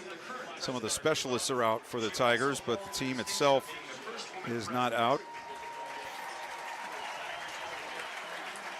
But as we look at that first half, Brian Beatty, I know the Tiger fans were not happy, but this is a pretty good team they're facing in Glenville tonight. Yeah, it's they're definitely controlling up front, and that's high school football. That's where it all starts. And if you have a recruit just going to Ohio State, he's a difference maker, and that's why he's going to be a Buckeye here in the future. But yeah, really the only thing that stopped Glenville is themselves, just not getting the plays off in time, and a missed tackle on that long pass play, but. Massillon's well coached. They're going to come back out. They got to get a stop here. Glenville's going to get the ball to start off. They got to get a stop here and get a nice drive. They can't go away from the passing. They got a new quarterback, junior, and I like them throwing it on the edge more than down the middle of the field. I think they can dink and dunk them, and then that may be opened up because right now they're not finding much up the middle with their linebackers for Glenville. We'll see how it goes. I think one thing that maybe surprised me a little bit, I expected a low-scoring game tonight, just as a hunch, a wild guess, not knowing what we were going to see. But the fact that Massillon has 11 yards on 11 rushes in the first half, I think they have to change that number in a big way if they want to be successful here tonight. I don't know if they can throw the ball and win this game. Yeah, absolutely. Yeah, they're going to have to get the offense going somehow, and if they can. Maybe get the edge a little bit, throwing the ball. Maybe that'll open up the middle for them. But right now, Glenville's coming off. Their corners to come off the edge on blitz, on pass plays, and they have the athletes that can come and disturb that. And there's no way you can really pick that up. And with a first-year quarterback, you don't see that. You can't rep that anywhere. So it'll be an interesting second half here. But they got to take advantage when Glenville does make the mistakes. Get some points on the board that way, but they have to come out and get a stop here for sure. Next week, week 2 of the 2025 season, Brian and I will be at North Canton as the Hoover Vikings host Medina. Also on the schedule next week on the Q92 Sports Network, Louisville at Alliance, New Philadelphia at West Branch.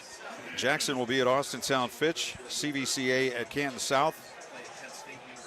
St. Vincent St. Mary will be at Perry, and Lake will be at Boardman. And we'll have all those games for you next week on Q92 and on Facebook, on X, and on YouTube, where you can catch all the action. And you can go back on SoundCloud the following week and listen to the previous week's games. And a great feature there. So we try very hard to get as much high school football out there as we possibly can. Not always easy. It's a big logistical thing for everybody back at the station, but a lot of work goes into it, and hopefully you enjoy that, and hopefully that comes through as the season goes along. We'll take one more time out and come back for the start of the second half as Massillon trails Glenville 19-7. You're listening to High School Football presented by the Sarshone Auto Group on Q92. Go back and relive all the action with Q92 Sports on SoundCloud. Whether it's high school or University of Mount Union football and basketball, we've got you covered from 2016 through today.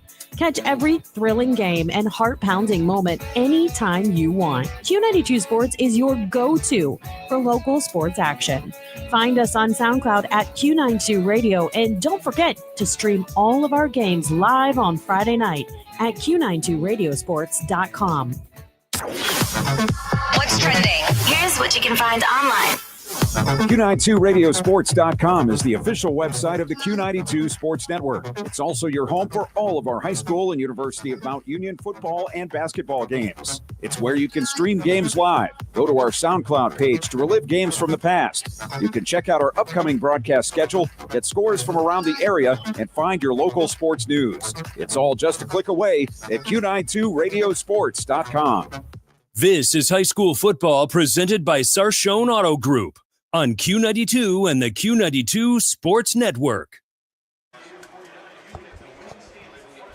Ready to go with quarter number 3 from Paul Brown Tiger Stadium.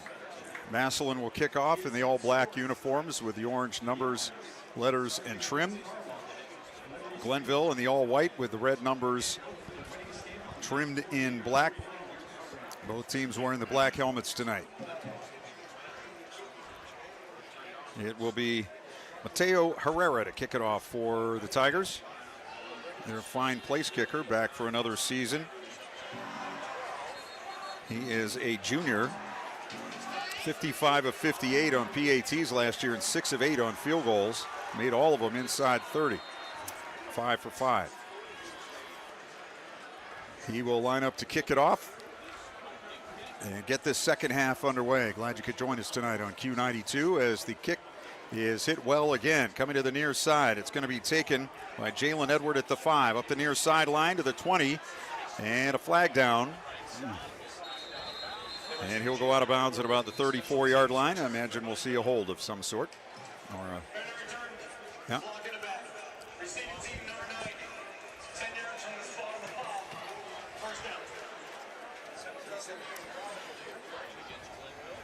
So that is the 10th penalty against the Tarblooders for 99 yards.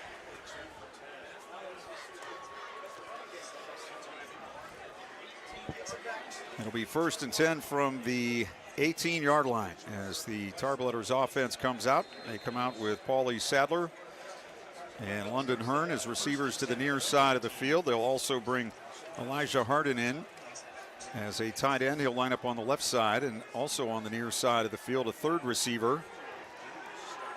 Quarterback Arvell Nelson in the pistol.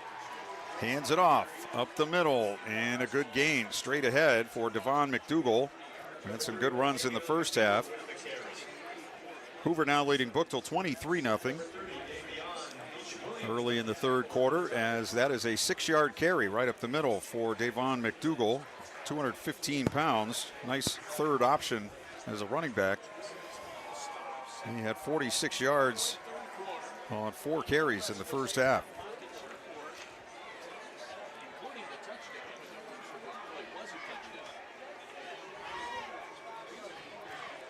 Second down and 4. And they give it again up the middle. McDougal bounces off a man, still pushing forward.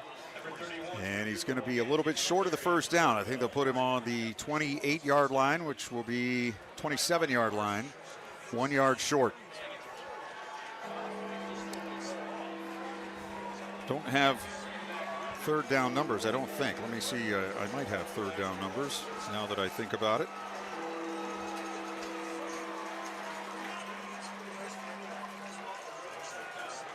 Nope, don't have third down numbers, but they've been good. They've been very good for Glenville, and they've been third and short, as this is. 3rd and 1. 4 in the play clock, and the Tigers jump off sides.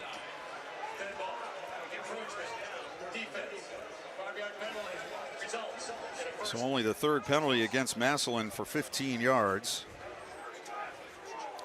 Hoover recovered a fumble on the kickoff after their touchdown, and they've scored again, so they now lead Bookville 30-0. So they have a running clock there at 30-0. Trips out to the far left side, tight end near side right, one back, and it's a handoff up the middle. Jamal Goodson gets the ball for the first time, and he picks up about 2 yards. Goodson, 5'5" and 190. With the carry over the left side. So he's the 4th different running back the Tarblooders have used. And now we have a timeout. I think one of the linemen for Glenville, Marcus Whipple, having trouble with his knee brace. So he's going to just fling it away. So it'll be 2nd and 8 here for Glenville as they've started the second half the way they played in the first, methodically moving the ball forward. Delayed handoff, and this time a hit in the backfield. He bounces off, but McDougal going to be dropped, and then another late flag. First man there was Isaac Mexheimer. So let's check this one out. McDougal spun away and was trying to fall forward.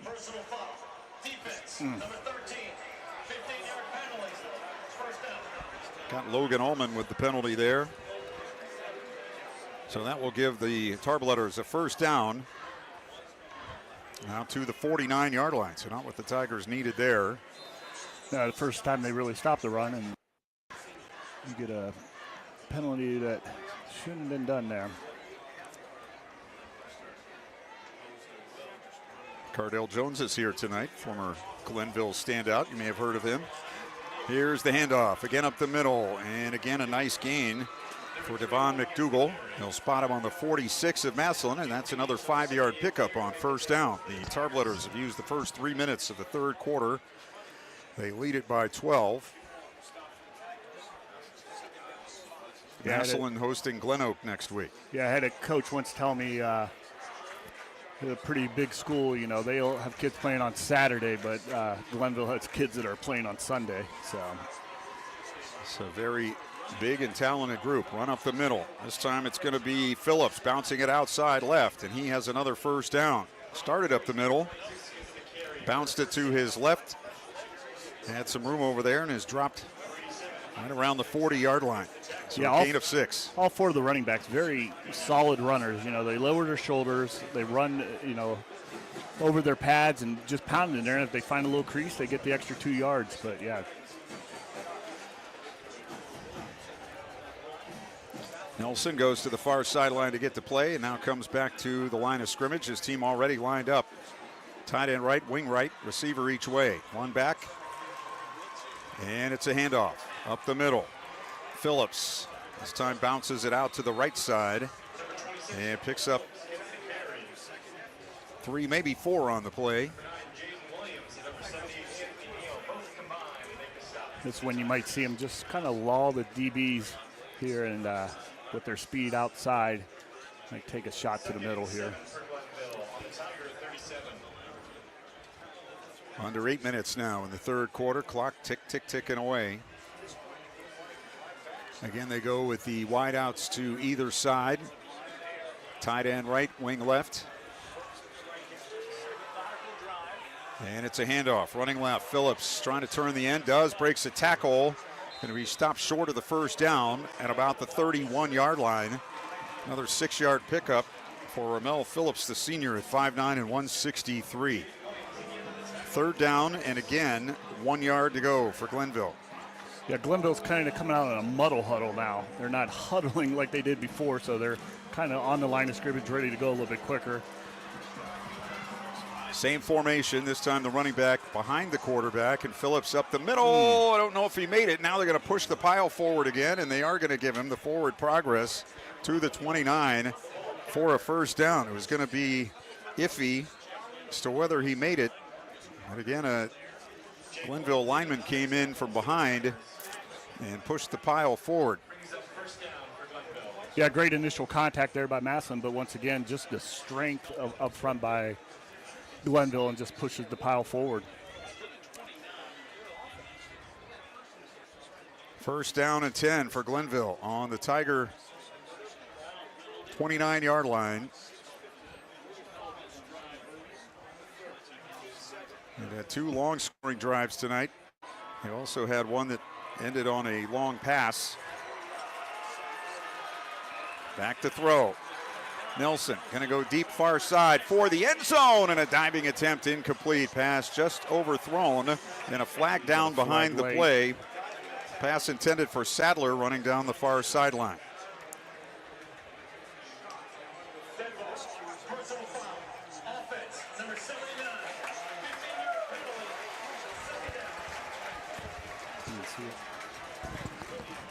Just think of where the Tarblooders would be in this game without a half dozen personal foul penalties. Now that's 11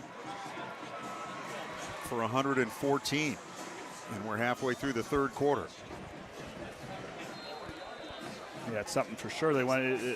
They really wanted to really hurt them is themselves tonight. So second down on the 44. They have to go to the 19. So 2nd and 25. Handoff up the middle. And that's going to be Goodson, who's hit at the line of scrimmage and dropped for a loss. They'll get him back outside the 45 at the 46. So it'll be 3rd down and 27.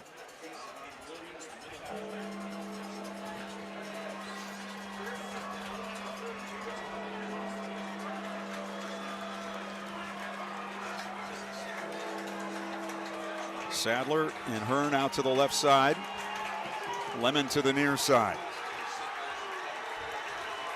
They also have a 3rd receiver to the left. Here's a quick swing out of the backfield. It's caught on the left side. McDougal turns it upfield, gets to the 40, pushed out of bounds, hit late, and no flag.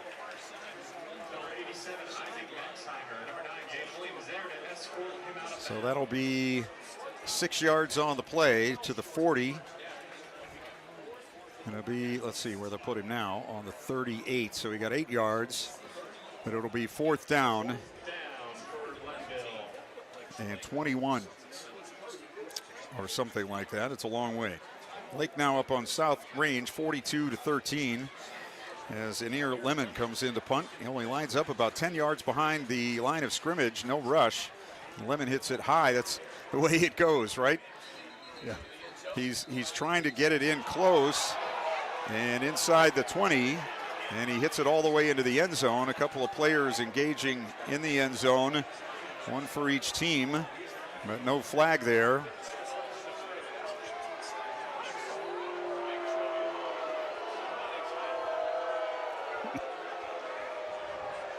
And the Tiger fans not satisfied with 4 or 5 personal fouls already tonight against Glenville. Wanted another one. I could have seen maybe offsetting personal fouls there. I could have seen that. But in any case, the Tigers will take over for the first time in the second half with 5:36 to go in the third quarter. So Glenville, 6 minutes and 24 seconds on that drive, and got nothing point-wise out of it. And again, mainly because of their own mistakes. Xavier Owens in at quarterback. Tigers still switching personnel in and out. Owens again alone in the backfield with a double wing to the right. Now man comes in motion. And Owens fakes the handoff on the sweep and runs up the middle. He's to the 40, he's to the 50, and tripped up from behind on the Glenville 38-yard line. Nice little misdirection there and broke one tackle and got upfield. That was serious deja vu right there. That was 95% of the Massillon offense 2 years ago when they won the state title. It remains to be seen if Xavier Owens is as good a runner as his brother, who had huge numbers both throwing and running. Owens, or this is Patterson back, throws far side. It's a catch, and the receiver can't get away this time. They'll get him on the 32-yard line. It was Deontay Malone who pulled it in after a gain of about 5. Ball on the Glenville 33-yard line. The Tigers trailing 19-7 with 4:40 to go here in the third quarter. Glenville subbing late on defense. Patterson takes the snap, handoff up the middle, and only a couple of yards on that play. The Tigers still not getting the running game going. That was Owens taking the handoff. And now a 3rd down and 3 for the Tigers from the Glenville 31. Yeah, Glenville only has 10 guys on the field. Here we go. Now they got 11, 25 just checked in. Yeah, they only had 10 on the field that last play. Yeah, they ran 2 off and 1 came on, and Tigers weren't able to take advantage because they had the run up the middle call. Back on either side of Patterson. He hands it off, and the run straight ahead is going to get the first down and another Set of poor tackles by Glenville, and Owens runs inside the 20 down to the 19. So the Tigers in the RG Drake red zone, and we have an injured player down for Glenville at the 32-yard line. I believe it might be a cramp in this situation. Surprised we haven't seen more of this.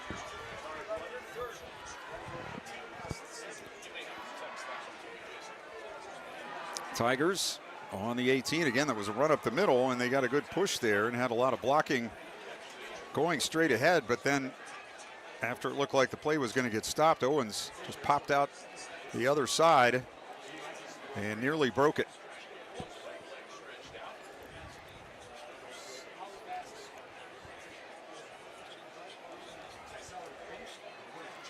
Ryan Bevere on the sideline says Amir Lemon and Jalen Edward both being looked at by trainers.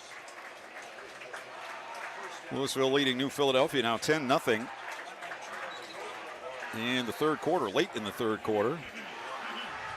Louisville got pushed around by the Quakers last season at home, but trying to return the favor here this evening. We have 3:53 to go in the third quarter.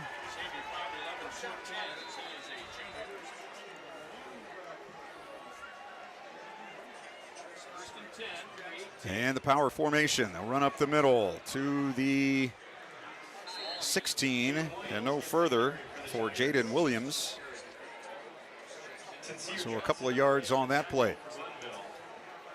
With Glenville driving and the clock down below 6 minutes, 5 minutes, it seemed like there wasn't much time left in the game, but all of a sudden here, if the Tigers score, they're right back in it with more than a quarter to go. One out to the right, two to the near side for Massillon on a 2nd and 8. Owens to the right of Patterson and whistles. Play clock did not run out that time. Let's see what we got. Before the flag, we have a timeout by the coach. Glenville, their first timeout of the half. Glenville called timeout, so we'll take a break with 3:07 left in the third. Tarbletters 19, Tigers 7. You're listening to high school football presented by the Sarshone Auto Group on Q92. East of Chicago Pizza on Lincoln Way in Massillon at the Mayflower Plaza has a deal for your Friday night football party that will make you the MVP.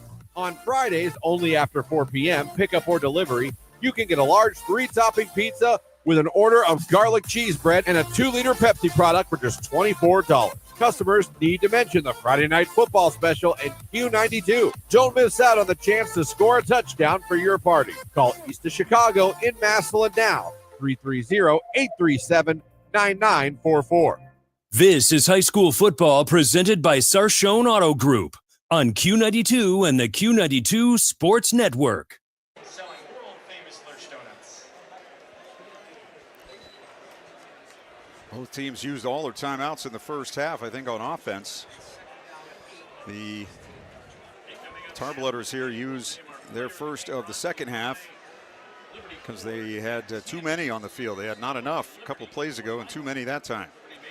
Owens in, double wing right. Now they shift to the left. 3 receivers. Who's going to run it? Owens takes the snap, runs up the middle, gets to the 15. He got 1 yard. So that'll bring up a 3rd down and 7 from the 15.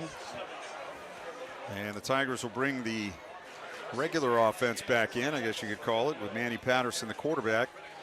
Owens will shift over to running back. And they bring in Anthony and Jackson as receivers. Jackson out to the right, 3 to the near side on 3rd and 7. Patterson back. Blitz coming. Rolls out to his left. Flag down, back of the end zone. It goes incomplete.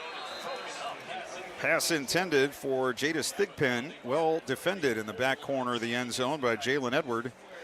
But I think we're going to have a hold here on the Tigers. What do you do, Coach? 4th and 7 or 3rd and whatever this turns out to be? I think I'd march him back here. Kind of keeps him out of field goal range also if they want to kick on 4th down here. As we said, Herrera nails from inside the 30. That would be about a 32-yarder if they tried it from where they were. Yeah. So it'll be third down and 17 at the Glenville 25. Two receivers each way. Running back to the right of the quarterback, Patterson, in the pistol. Takes the snap, straight back to throw. Firing deep right side of the end zone. Defender falls down, and it's caught for a touchdown. Defender running stride for stride with the receiver. And right as the ball was coming down, the defender fell. And whoever it was made the catch back in the back corner of the end zone. He's still down. After the 25-yard touchdown pass. I was about to say I'd much rather have a 32-yard field goal than a 25-yard touchdown if I'm Glenville. So the touchdown for Patterson.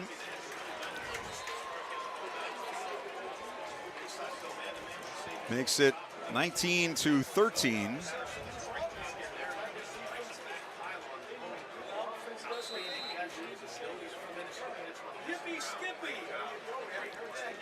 And the extra point attempt from Herrera. Owens holding. Ball down, kick on the way, and right down the middle. 2:19 to go in the third. It's now Glenville 19, Massillon 13. You're listening to high school football presented 19-14, excuse me. You're listening to high school football presented by the Sarshone Auto Group on the Q92. High school football exemplifies the true meaning of teamwork. At Friends and Family Credit Union, our team of local friendly professionals offer the same true spirit for our members with a wide array of products from vehicle loans to personal loans, family secure checking with ID Protect, mortgage, home equity line of credit, and more. For over 60 years, we have the game plan for your financial well-being. Visit any of our 3 convenient locations, online or mobile banking. Now, more than ever, it's time to bring a friend into the family. This is high school football presented by Sarshone Auto Group on Q92 and the Q92 Sports Network. Tigers getting ready to kick off. They've cut it to a 5-point deficit with a little over 2 minutes to go here in the third quarter. And just one self-inflicted wound after another by Glenville here in the second half, and Massillon able to take advantage. Yeah, it's a great drive by Patterson. You know, coming out of the locker room and got a half a football down. Now it's time to grow up. And I tell you what, he ran the ball real well, and there's some great passing on that drive also. 2 back deep for the Tarblooders on the 10-yard line. And a short kick to the far side. Nobody over there. They're having to run the ball down, and they fall on it, or do they? Yes, finally on the 14-yard line. So that was well done. Glenville had 2 men back, but they were within 5 yards of each other on the near side of the field, and Herrera just kicked the ball over the blockers and had it check up down inside the 20. Yeah, great special teams call there. They saw the gap there, and they just popped it in that corner, and first one to the ball, and you don't have any chance to really recover it and get it upfield. That's something we've seen the Tigers do over and over. How many high school teams can do that? You can call that play, you can practice it all week, and then you get on Friday night and the kicker kicks the ball straight out of bounds, or he kicks it right into somebody's hand or something like that. I mean, that's perfectly done by Herrera. Glenville did the right thing there by just falling on the ball, but they start on their own 14 with a 1st and 10. 1 back, 2 receivers, 2 tight ends. Rolling out. Here is Nelson, and he falls down. Arvell Nelson rolling out to his right, and he just tripped and fell, and he's still down on the field, back on the 5-yard line. I don't know if he's injured or what the problem is here. He's still down. If he just started cramping when he started running. Yeah, it looks like they're treating cramps.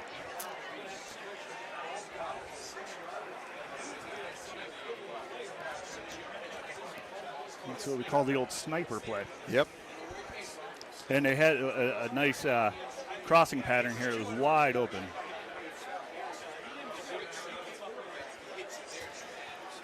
So instead of maybe completing something downfield, Nelson, the quarterback, is down back at the 6. It's a loss of 8. It'll be second down and 18, and they'll have to run at least one play with a backup quarterback.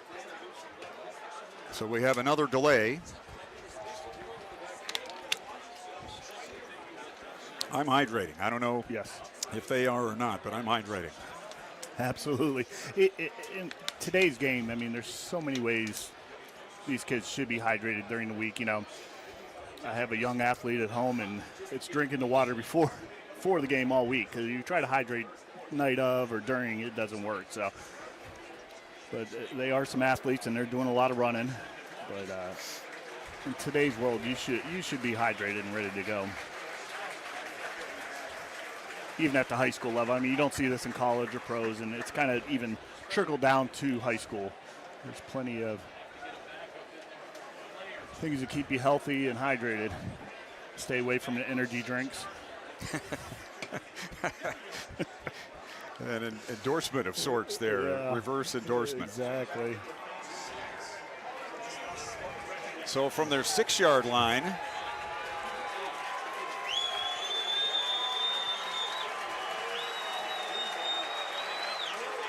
it'll be a sweep left. C.J. Newell around the end, still fighting and getting out to the 10-yard line. He took the direct snap and then picked up about 4 yards. And now Glenville with a third down and 14 from their own 10, 1:40 left in the third.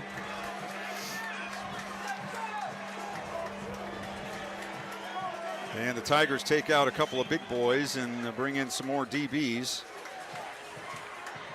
But you got your backup quarterback in there. Newell is also a defensive back. You have 2 tight ends, 2 receivers, 1 back. Newell in the pistol. He's going to run it. Over the right side has a hole, but he's caught from behind and dropped by Visha Williams. And it'll be 4th down and 11. Punting formation. Elijah Harden on the field now. Oh, he's one of the up men, sorry.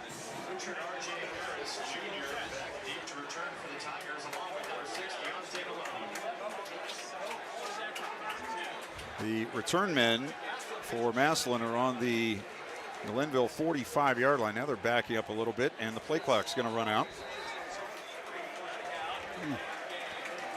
And another penalty for Glenville. Did they know there's a game tonight? No. I mean, they were just standing on the line of scrimmage. No urgency from them, no urgency from the sideline. And, you know, it's one thing when you're trying to avoid a touchback, but you're inside your own 20 here. Yeah, if I'm Massillon, I come after this. He's only 10 yards deep, and that was a quick snap. And he shanked the punt. It's going to be down inside the 15-yard line. That is a 6-yard punt. And the Tarblooders right now are looking like a mediocre youth team.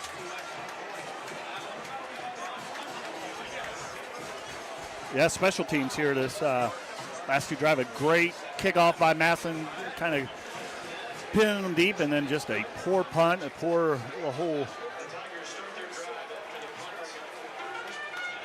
McKinley, 15, Harding, 9. 3:50 left in the third. Here we have 20 seconds left in the third, and the Tigers again in the R.G. Drake red zone after that punt with Owens in the backfield. Brings a man in motion right, hands him the ball around the end and to the 10 to the 9-yard line. Goes Anthony McMullen.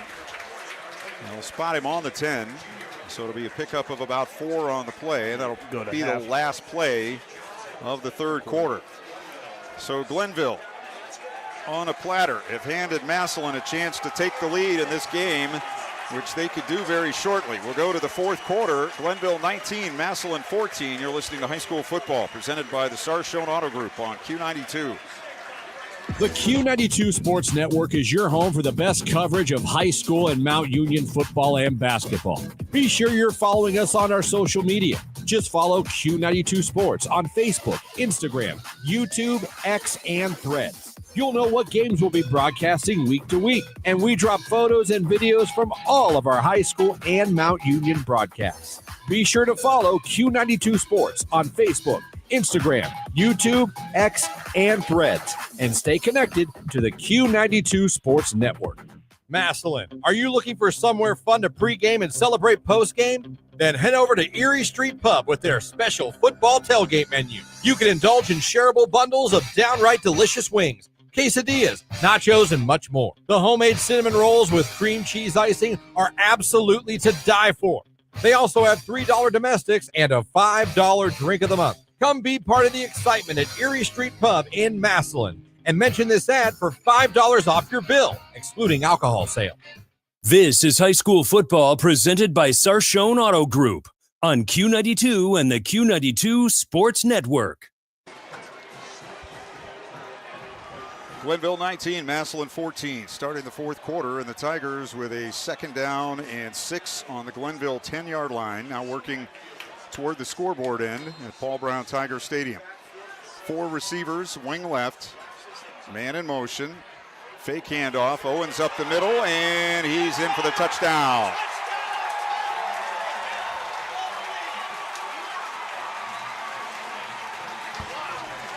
They should go for 2 here.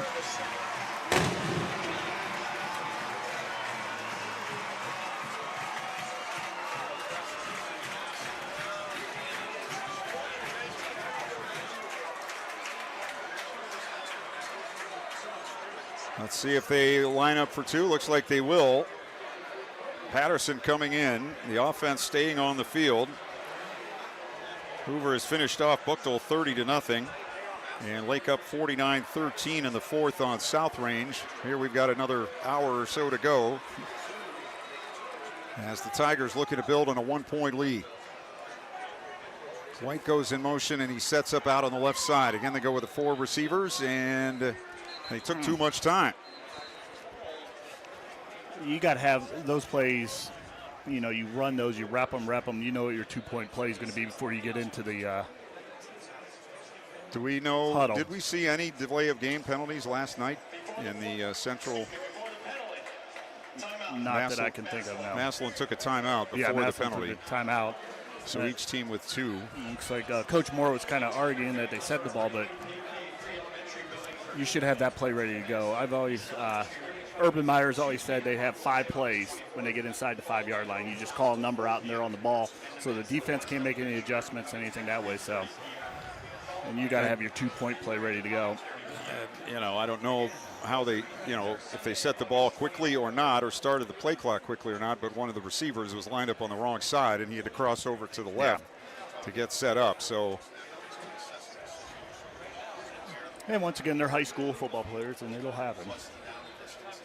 Yeah, it was just contrasting tonight's game and last night's, where did we see a delay of game? Maybe one last night. I'm not sure if we had any.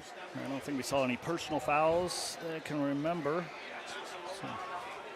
Owens with, no, it's Patterson, the quarterback. Runner on either side of him. Gives it to Owens, running left. Makes a man miss. He's going to have to make 4 men miss here, and he can't do it. He's going to go down on the 3-yard line. So the Tarblooders stop the 2-point conversion, and we stay at Massillon 20, Glenville 19. We'll take a timeout and come back to Massillon in just a moment. You're listening to High School Football, presented by the Sarshone Auto Group on Q92. RG Drag, Stark County's premier career center, offers programs that prepares its students at the high school level for careers and continued education beyond high school. Upon completion, RG Drag students have an immediate opportunity to obtain a well-paying job in many exciting career fields. We offer everything from culinary, dental assisting, engineering, sports turf and landscape, welding, and so much more. Contact RG Drag to find a program and career that's the perfect fit for you. RG Drag, where careers begin. This is high school football. This is high school football presented by Sarshone Auto Group on Q92 and the Q92 Sports Network. So one play into the fourth quarter, the Tigers take the lead 20-19. Their 2-point conversion unsuccessful.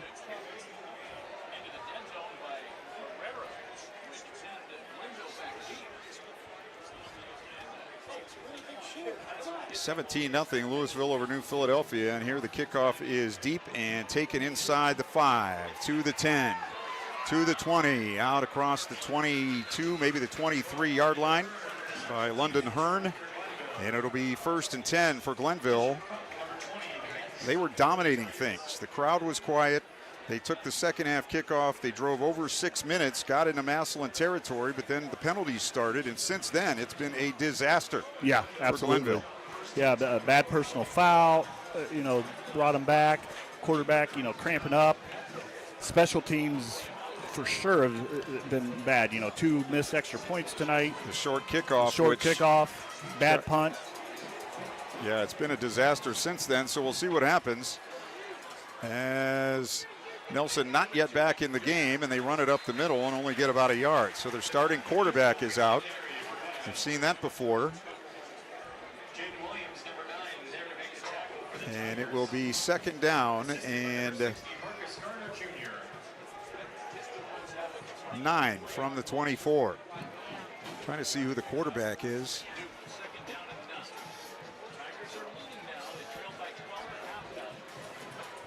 It's 15 on the play clock as they get out of the huddle. Chase Youngblood looks like the quarterback. Yeah, freshman. Wearing number 22.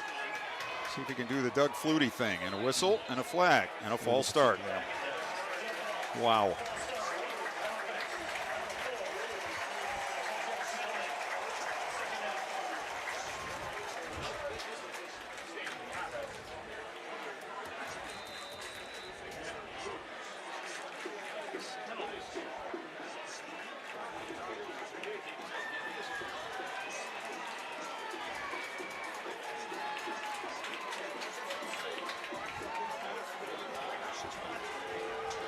Second and 14. Come to the line of scrimmage. 5 on the play clock as they get lined up. 4, 3, 2. Got the ball snapped. Youngblood trying to throw a screen. Flips it near side. It's caught. 15, 20, 25, 30, 35, 40. He may go 40, 30, 20, 10. Runs into his own man, but he's going to make it into the end zone. 81 yards on the screen pass. It looked like very close to stepping out of bounds on the near side of the field. I think that is Rommel Phillips who went the distance. It was just a screen pass.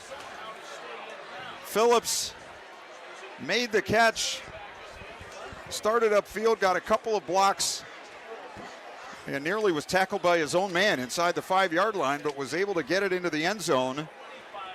And Glenville, after all that, have retaken the lead. On that play, Massillon's going to come back and watch it tomorrow. They were right there, with the time clock about ready to run down, and the running back was offsides.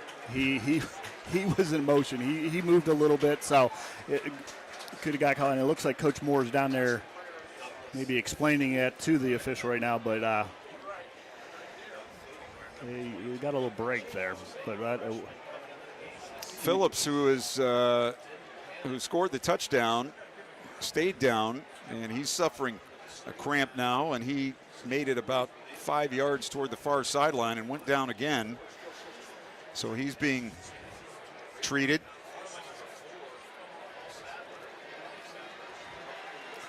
And it wasn't a great setup for a screen. He actually caught the ball, and he was in front of his lineman before they could even make a block for him. So that was all effort there. That was a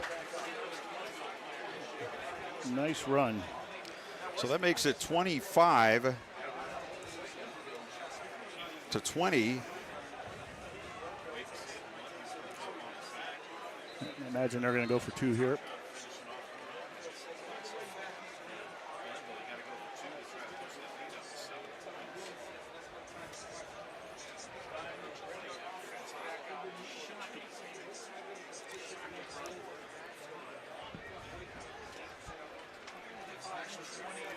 So they're going to line up for 2. And a whistle.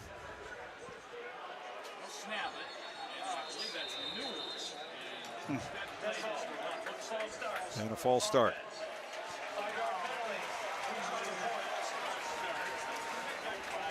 They have Newell lined up in the backfield. He took the direct snap McKinley up on Harding, late third, 15-12. Jackson 35, Chardon 7 with 9 minutes to go. Dover 18, Glen Oaks 7, start of the fourth quarter.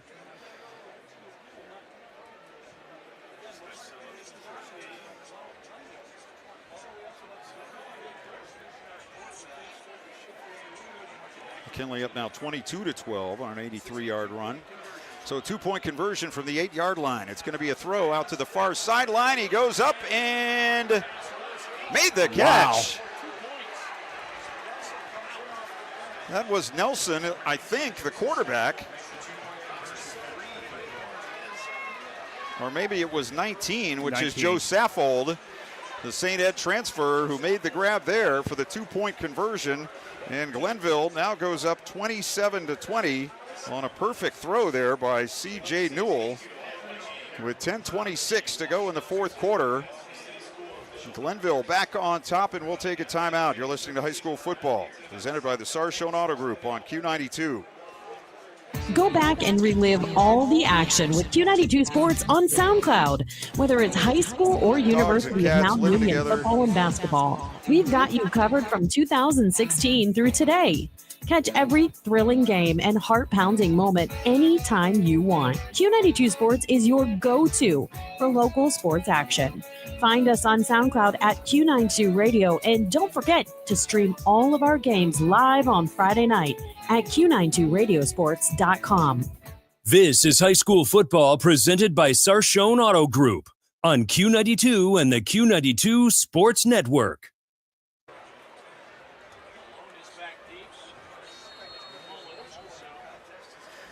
Well, we are a minute and a half into the fourth quarter, and it is 27-20 as the kickoff is a short one to the far side. 25, 30, and to the 33, 34-yard line. Big hit put on by one of the Tarblooders. Massillon will start on their 34-yard line. We still have 10.5 minutes to go in this one. And we're back on a football number, so maybe more than 4 quarters. Yeah, anything could happen to this game.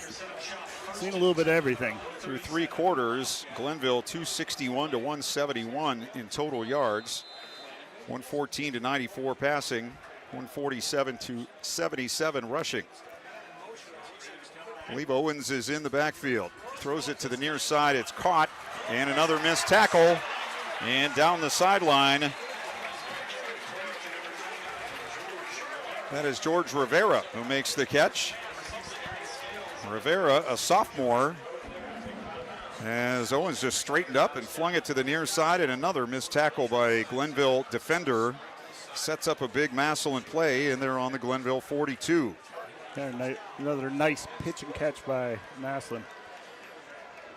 Patterson through 3 quarters, 5 of 6, 94 yards, 2 TDs and an interception.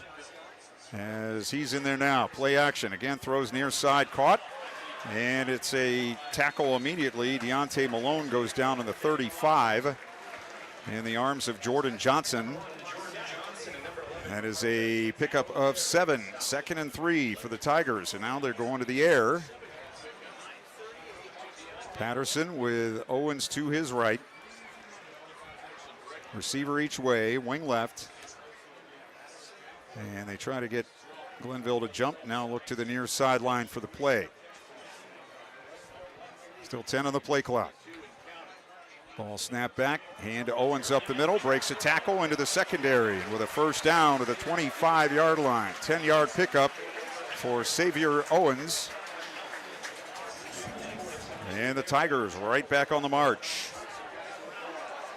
In the first 3 quarters, Arvell Nelson 7 of 12, 114 and 2 touchdowns, but he's out of the game right now. Looked like a cramp, but it might have been something more, and Glenville jumps off sides. That will be their 13th penalty for 124 yards. The Tigers with 5 for 40. Time of possession, Glenville 24-42 to Massillon's 11-18 through 3 quarters. So they've dominated all the statistics, including the penalty numbers. And they lead by 7. Early fourth quarter. Patterson takes the snap, rolling right, wants to throw back to the left, has a man wide open. It's caught at the 10 to the 5. It's a touchdown for Deontay Malone.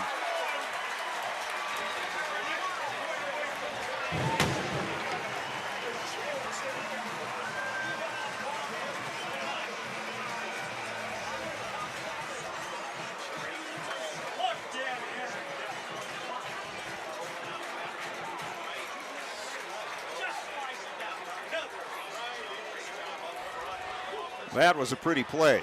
Yeah, that was nice. It just they saw something in the box. No one was guarding that. It came in, slipped back side, and everyone was rolling to the right and threw it back to the left, and the linebacker bit, and he was beat. So Mateo Herrera for the point. Just got it up and over a defender and through the uprights. And we are tied with 8:37 to go. Glenville 27, Massillon 27. We'll take a break. You're listening to High School Football, presented by the Sarshone Auto Group on Q92. The Q92 Sports Network is your home for the best coverage of high school and Mount Union football and basketball. Be sure you're following us on our social media. Just follow Q92 Sports on Facebook, Instagram, YouTube, X, and Threads. You'll know what games we'll be broadcasting week to week, and we drop photos and videos from all of our high school and Mount Union broadcasts. Be sure to follow Q92 Sports on Facebook, Instagram, YouTube, X, and Threads, and stay connected to the Q92 Sports Network. This is high school football presented by Sarshone Auto Group on Q92 and the Q92 Sports Network.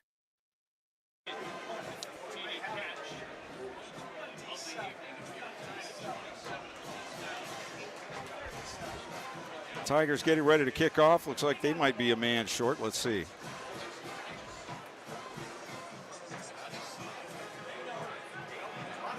Mateo Herrera, well, we're waiting for the football, among other things.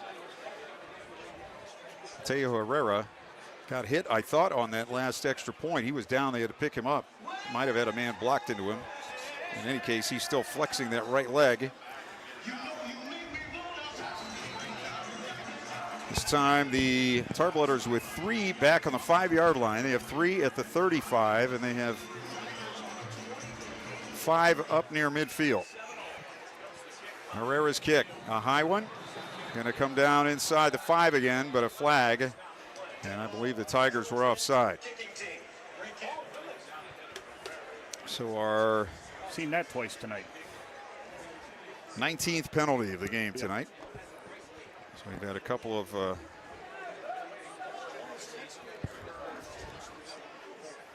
those. We've had several personal fouls. I think all but one against the Tarblooders.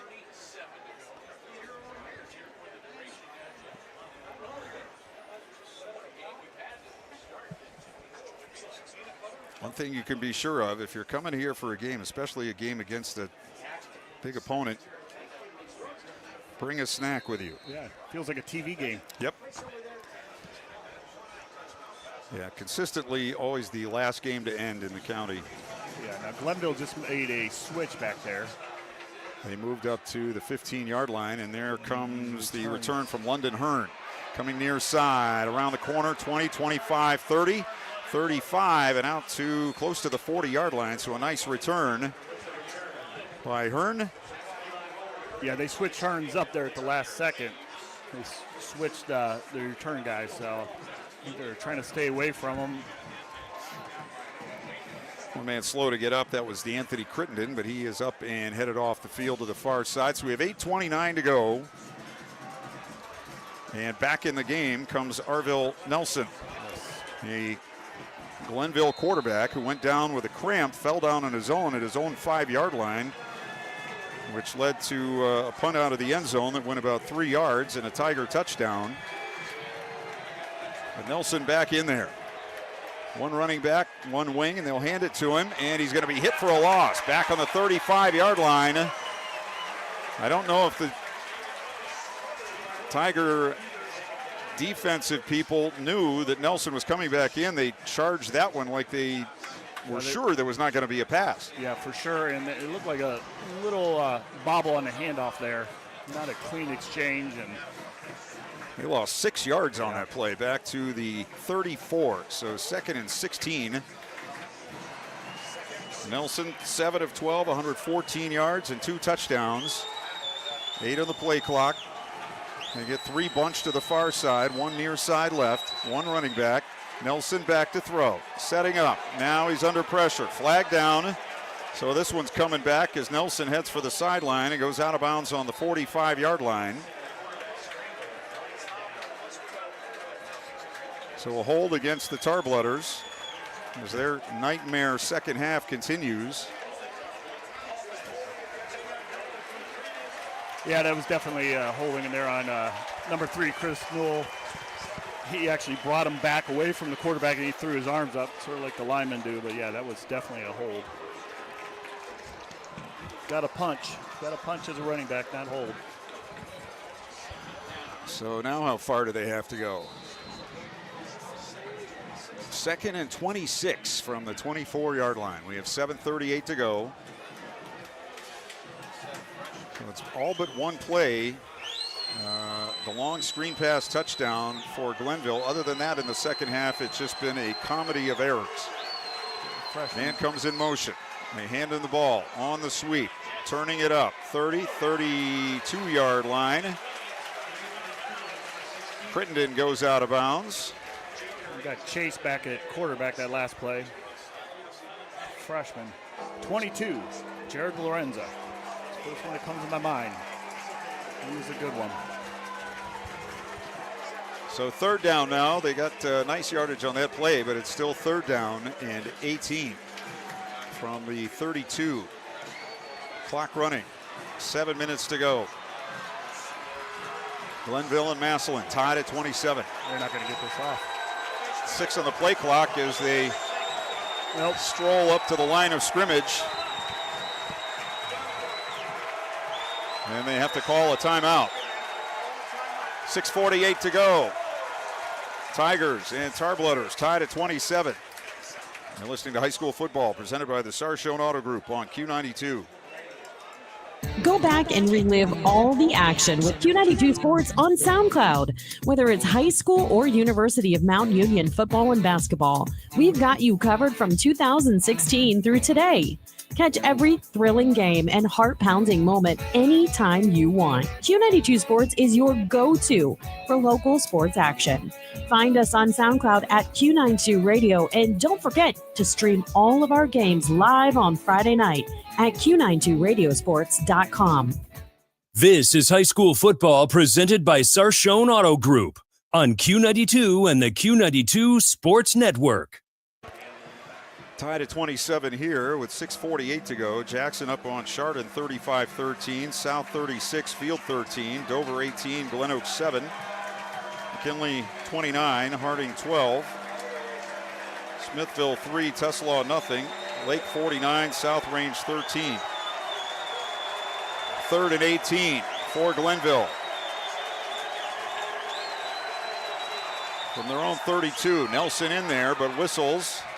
And another Glenville penalty.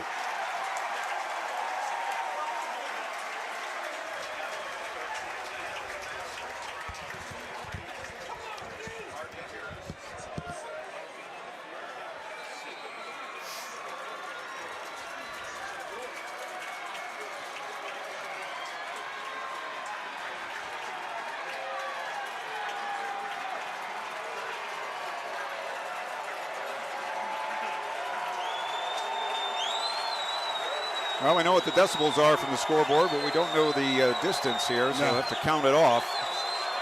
It's 3rd down and really long as Nelson goes back to throw with time. Now he's pressured, and he throws near side. He had a man and missed him as he was being wrapped up. It was intended for Crittenden,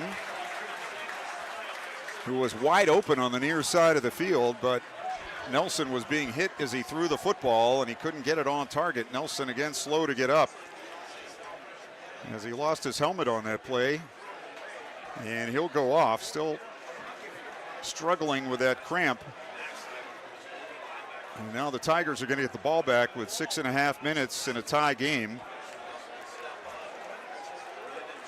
As Elijah Harden lines up in punt formation. And they got 10 on the field.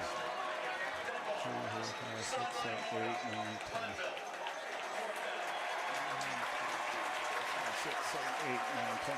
Got a new punter. So they're one short, and nobody seems to know who it is.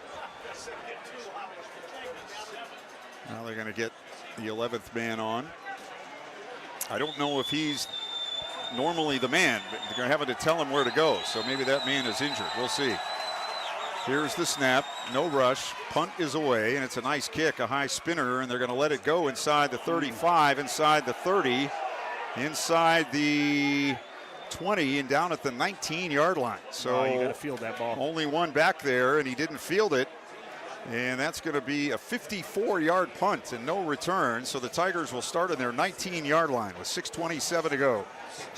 I saw that last night, having one man back hurt you. That time it did look like, I think it was Malone could have gotten up and fielded that ball on a fair catch maybe, but let it bounce. And the way the ball was coming down, it was a tail dragger, and it immediately set sail for the end zone. Yeah, absolutely. Just fair catch that, get the ball, take the offense, and go.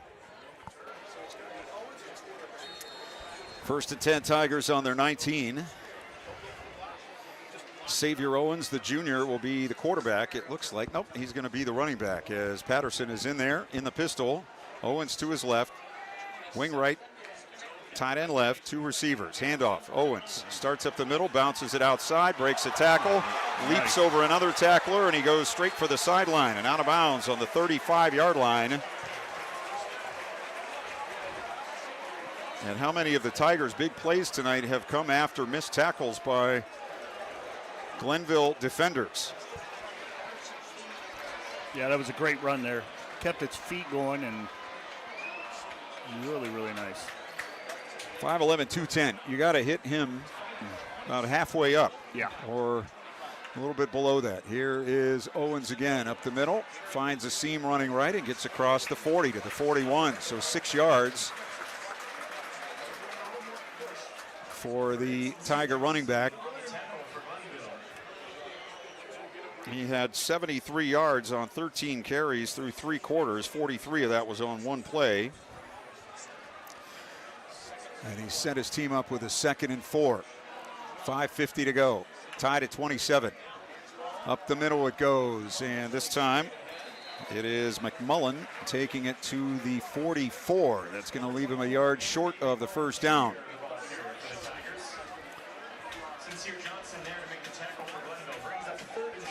Yeah, right now Massillon's controlling the line of scrimmage, and they didn't get any stronger since halftime. They're just in better shape right now. Glenville's definitely on their heels. Tigers look to the near side for the play call.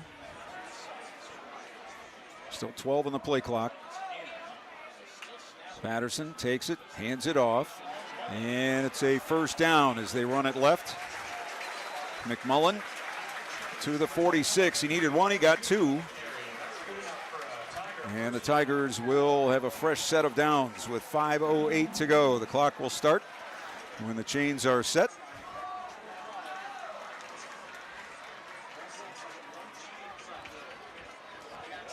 One man out wide to the left, one to the near side. Wing left, tight end right. In the pistol, play action. Patterson going to throw it deep down the far sideline and way too far for his receiver. A lot of battling going on downfield. Jordan Johnson, the defender. And I think that was Geo Jackson who was the receiver, but he was very well covered in that pass, overthrown by about 5 yards. Yeah, DeAndre Taylor, 23, had a little pressure. He had to get rid of that ball faster than he wanted to there. 2nd and 10. Tigers on their 46 in a tie game with 4:46 to go. 2 receivers each way this time for Massillon. H-back to the right, empty backfield. Patterson takes this, nope, it's Owens taking the snap, throws it out to the near side. It's a catch, and across the 50 goes Malone to the 49. Looked like he might have let him too much there and into a defender, but it worked out. And it'll be 3rd and 5 here for the Tigers on the Glenville 49. That ball could have went the other way real quick there. Patterson in at quarterback. Owens to his right. Wing each side, receiver each way. And a handoff. Owens sidesteps a man in the backfield, and he's going to be stopped just short of the first down at the 45. So it'll be 4th and 1, and the clock will continue to run as we go under 4 minutes.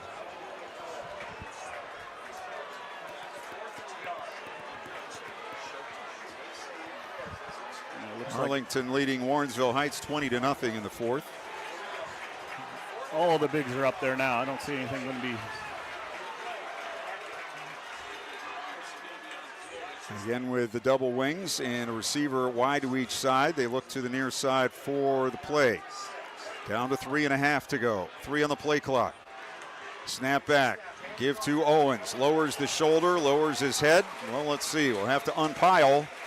If he got it, he didn't get it by much. Tigers, of course, saying he has it, but again, we'll have to wait for the spot.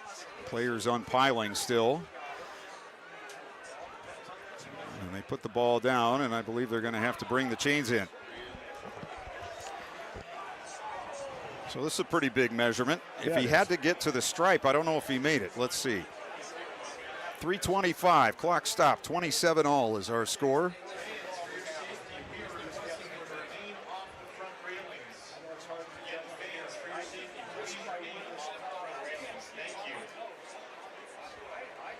McKinley up on Harding 36-12 as they stretch out the chains, and it is a first down. He got it by the nose of the football.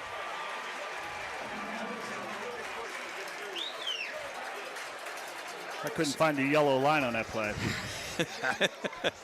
Yeah, I haven't seen it all night, actually.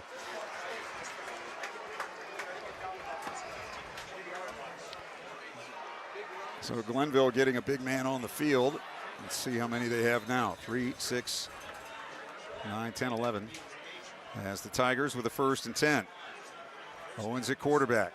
Fakes the handoff. Runs up the middle. He's to the 40. Upended there. Tackled by Sincere Johnson. Haven't called his number much tonight.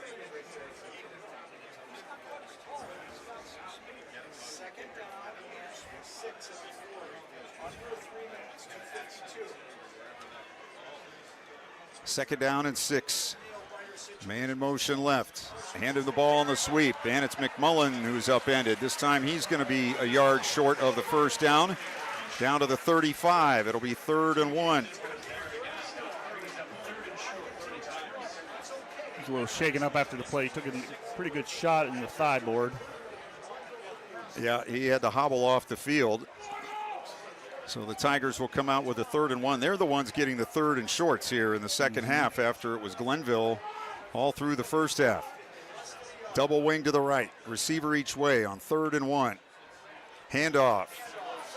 And I think it's Owens, and I think he has a first down just inside the 34-yard line. Clock will start on the setting of the chains. Right now it says 2:08. And remember,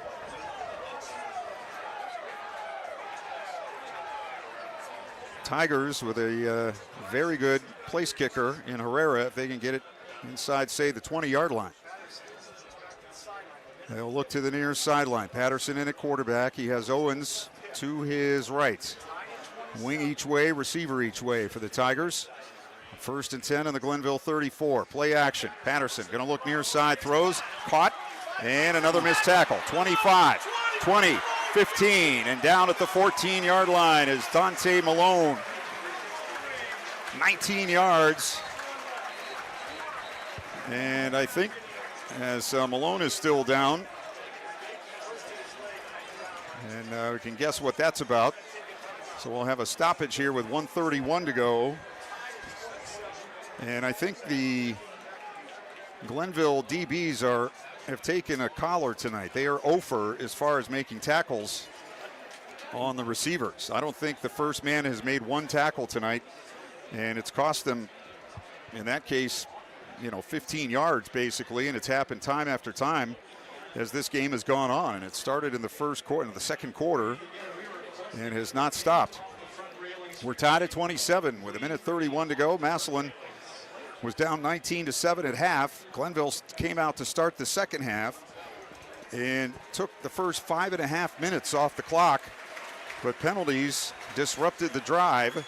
And since then, the Tigers have upped their play a little bit, but Glenville has just completely come apart. Penalties, untimely injuries, special teams problems, and the Tigers have taken advantage of every one of them and have a chance now. See what they decide to do. I would think they would go for the end zone here and not just try to set up a field goal. They're on the 14 with 1:25 to go.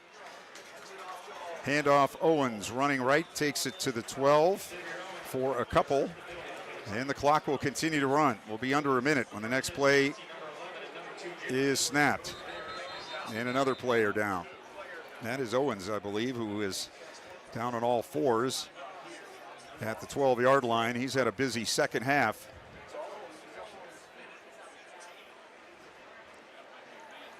Looks like maybe they're looking at see if he's got something in his eye, or maybe he lost a contact. We'll see. If it's a contact, you can go back into the ball game.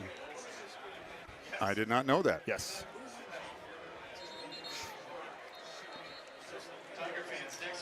He's going to come to the sideline.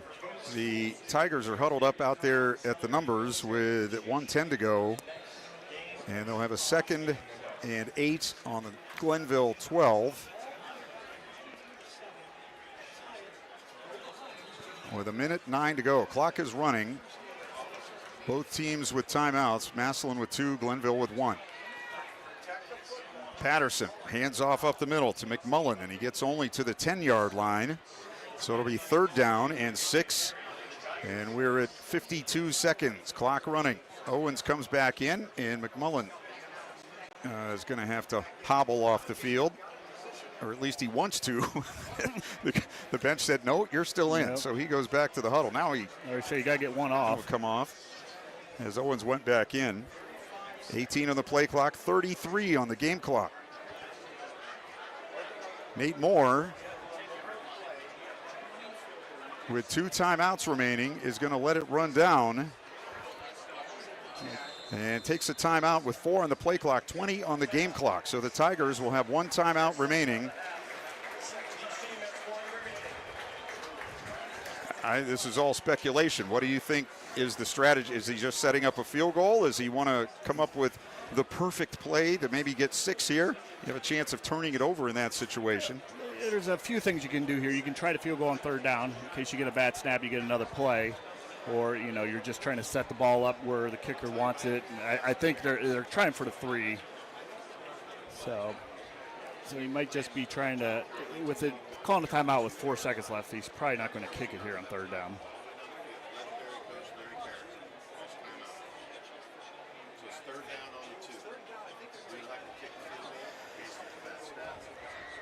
So the ball's on the 10. They need to get to the 4 for a 1st down, but that wouldn't leave them much time for anything else. They still do have that 1 timeout left. Next week we'll be at North Canton as the Hoover Vikings will host Medina, the Bees, right? Medina Yes. Bees. And a full slate again. Score 7 games next Friday night here on the Q92 Sports Network. Final score from Dover, the Tornadoes beat Glen Oak 18-7. And we got to remember, they had some nice pressure on all their extra points tonight. Glenville comes off that edge. They've gotten close, yes. So Patterson in at quarterback, back on each side of him. 1 receiver wide, everybody else in tight. It's a handoff to Owens. He runs left, goes down on the 10, and they're setting up the field goal, it would appear, as Owens jumps up and calls a timeout with 17 seconds. Yeah, he could have let it run a little bit there. I was going to say, they didn't really need to stop the clock that quickly, but as it is, the Tigers will take their last timeout, and a field goal attempt to win. Can't remember the last time I saw a high school football game decided on a field goal attempt, but this could do it here. Mateo Herrera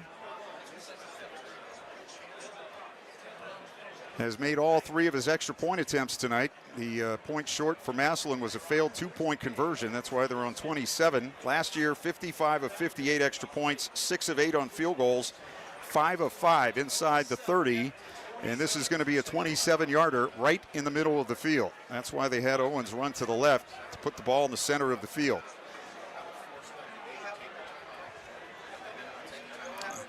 Braylon Gamble is the snapper. Xavier Owens the holder. And Mateo Herrera to try a 27-yard field goal, and Glenville will take their final timeout.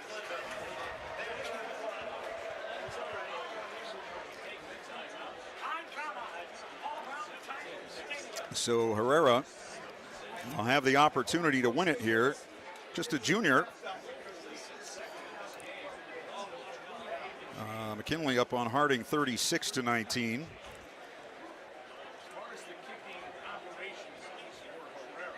Marlington leading Warrensville Heights 20-0. Canton South 42, Field 16.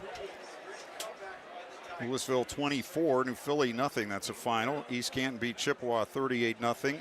United over Minerva 35-0. Lake 49, South Range 13, Jackson 35, Chardon 13, Hoover 30, Bucktel nothing. Smithville beat Tuslaw 3-0.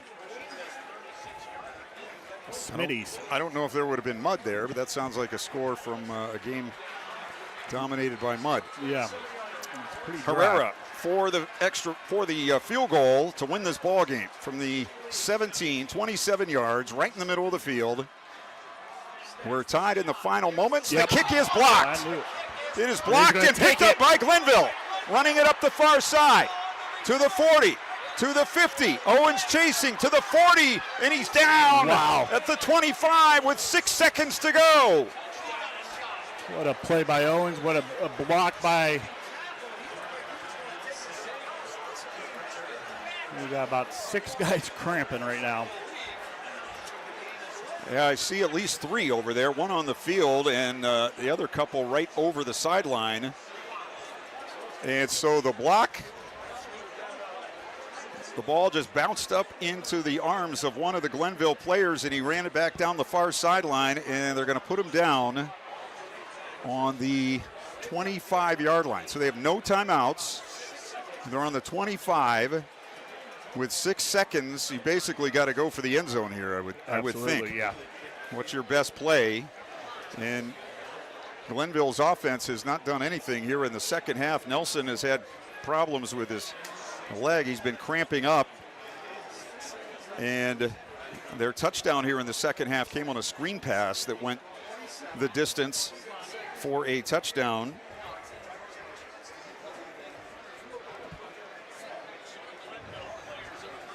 And here Lemon is out there warming up as if he's going to try a field goal. It would be 42 yards. He hit it well on his first extra point attempt, but his next 2 were just pop-ups. Basically straight up in the air, and both ended up going to the right. Then they did get a 2-point conversion on their last touchdown. We're tied at 27 with 6 seconds to go. Well, however we got here, this is kind of what we expected, a down-to-the-wire kind of game, but nobody could have predicted what we've seen here tonight. No. Not the prettiest game, and I think Glenville, their biggest problem tonight, I think it comes down to conditioning almost. I think, physically, I think they're stronger up front than Massillon, but it just came down to just mental mistakes. And when you're tired, and that's when you start making these mental mistakes, and I see that a lot tonight, but they're going to don't see this kick if they're going to kick. I don't know what the holdup is either. No. All the players that were injured are off the field. Did Massillon have a timeout left? I may have omitted that. I think they still had one left, if I'm not mistaken. But in any case, it will be 1st and 10 for Glenville on the Massillon 25 with 6 seconds to go.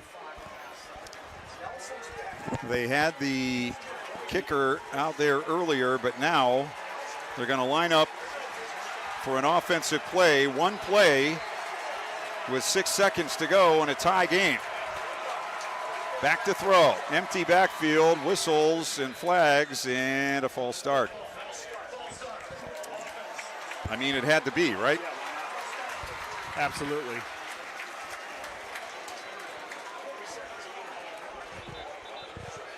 So put it on the 30. It's approximately 16 penalties against Glenville. Massillon with 8. And we're getting close to 200 yards of penalties in the game here this evening. You got mass substitutions on Glenville's side. 10 on the play clock. They're going to take a knee. Oh, they're going to try the field goal. Field goal, there you go. That was like, what? 5 on the play clock. 4, 3, 2. Good snap. Flag down. Kick on the way. He killed it. Yeah, but they got a flag. And they're going to re-kick this.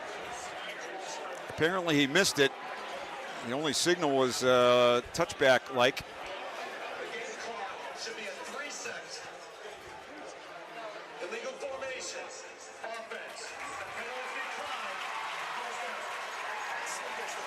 Yeah, they just came. They were just didn't know where to line up at, but that was a heck of a kick. Yeah, that was, let's see. It was 47 yards, and he hit it into the bleachers. They got to get on the ball and be ready to go here. So Massillon has the ball with 3 seconds on their own 30-yard line. Oh, they're going to put it on the 20 because the kick went through the end zone. It was a touchback. So there you go. We are barely hanging on to reality right here.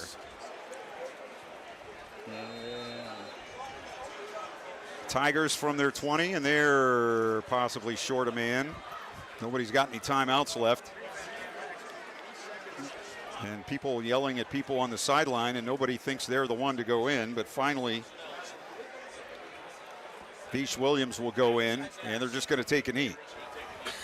With 3 seconds on their own 20, and it will be overtime from Paul Brown Tiger Stadium. Oh, my goodness.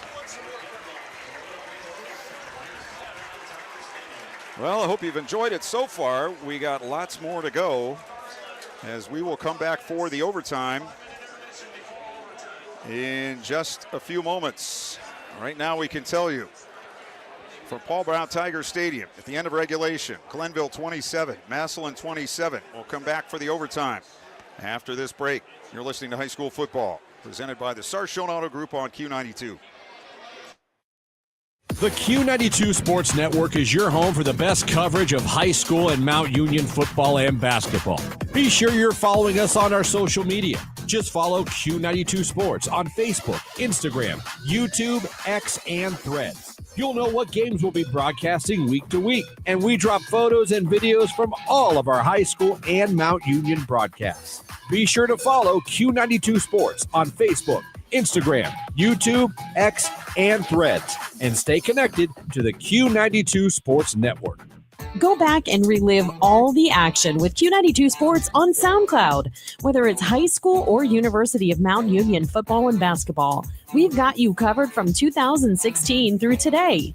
Catch every thrilling game and heart-pounding moment anytime you want. Q92 Sports is your go-to for local sports action. Find us on SoundCloud at Q92 Radio, and don't forget to stream all of our games live on Friday night at Q92Radiosports.com. East of Chicago Pizza on Lincoln Way in Massillon at the Mayflower Plaza has a deal for your Friday night football party that will make you the MVP.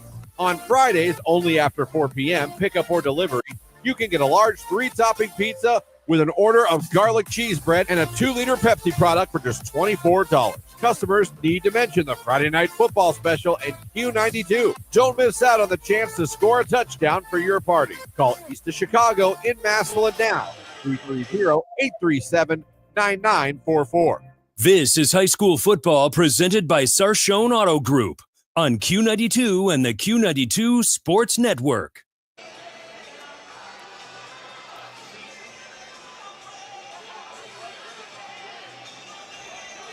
Getting ready for overtime at Paul Brown Tiger Stadium.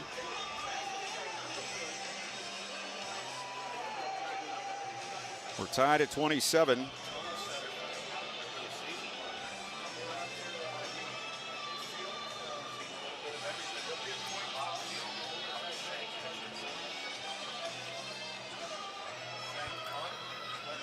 And the captains and the officials meeting at midfield. Those officials tonight, Andy Okulovich, Michael Dame, Richard Neal, Tim Maddox, William Pelka, and Joshua Jameson. And they have been busy tonight. Yes, they have. The overtime starts with a coin toss. The winner gets to decide if they want the ball first or if they want to defend first. It looks like Glenville has won the toss and they're going to defer. And the teams are going to go toward the flagpole away from the scoreboard here at Paul Brown Tiger Stadium. So each team gets a timeout. Massillon will get the ball first and 10 on the 20. The result of that possession will determine what Glenville needs to do when they get the ball.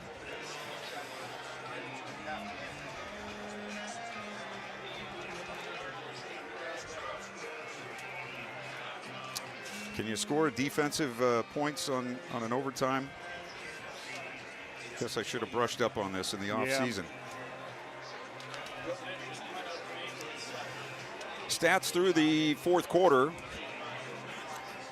Glenville was 16 first downs to Massillon's 15. 150 yards rushing to Massillon's 141. 195 through the air to Massillon's 166. So 345 to 307 for Glenville.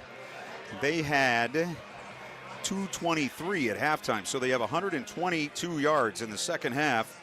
And Massillon with 230.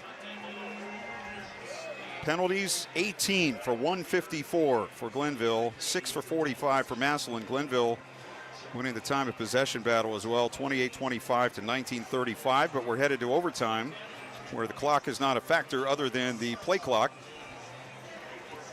We had everything ready there but a football, and now we have the football, and we're ready to go. Ball on the 20-yard line. The Tigers will open overtime. Yeah, we had a play clock, and then each period, each team gets one timeout. So it's been huge in this game, the timeout. So.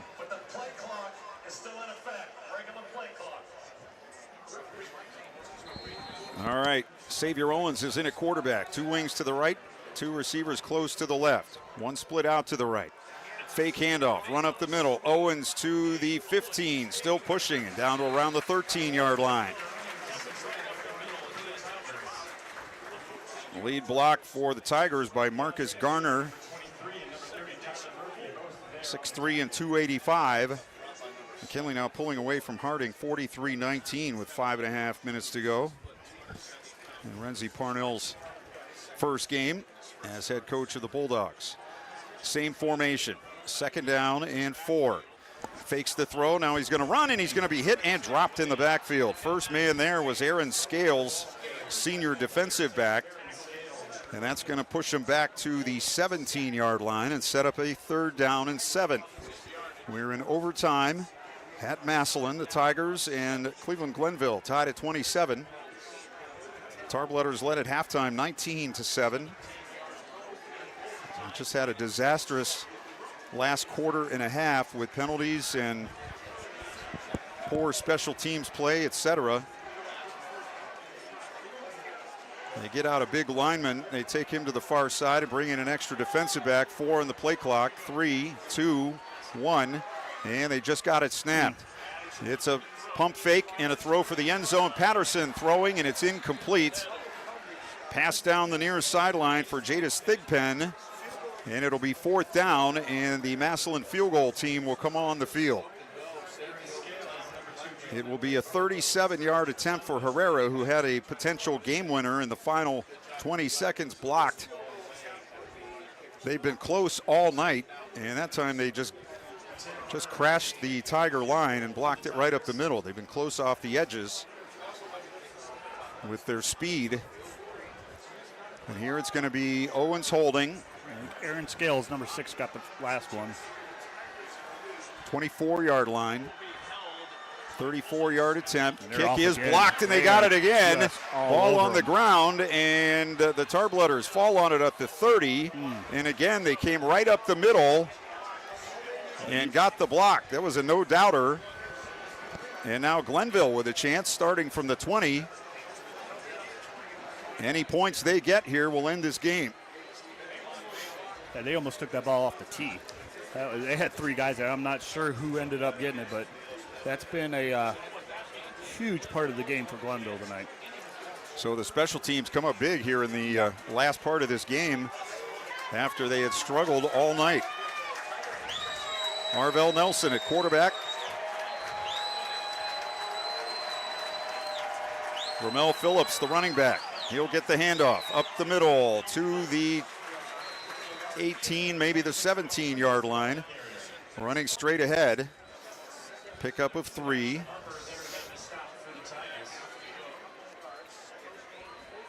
We're in the first overtime. Massillon was stopped, and now Glenville with a 2nd and 7, almost 8, from just inside the Tiger 18-yard line.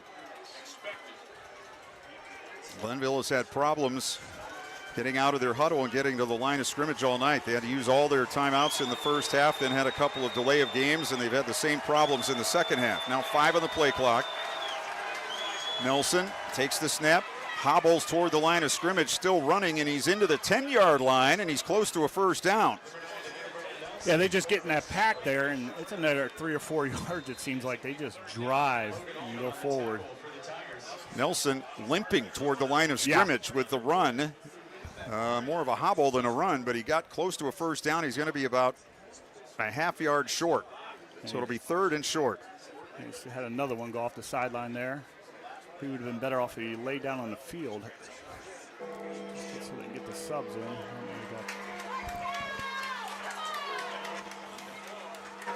Glenville with a 3rd and just under a yard from the Tiger 11. 1 out to the right, 1 to the near side. Tight end right, wing right, 1 back. Handoff up the middle, and it looks like a first down. They're trying to pull the ball away from Phillips, but he has the 9-yard line, which is a 1st and goal. Both teams starting these possessions in the RG Drake red zone.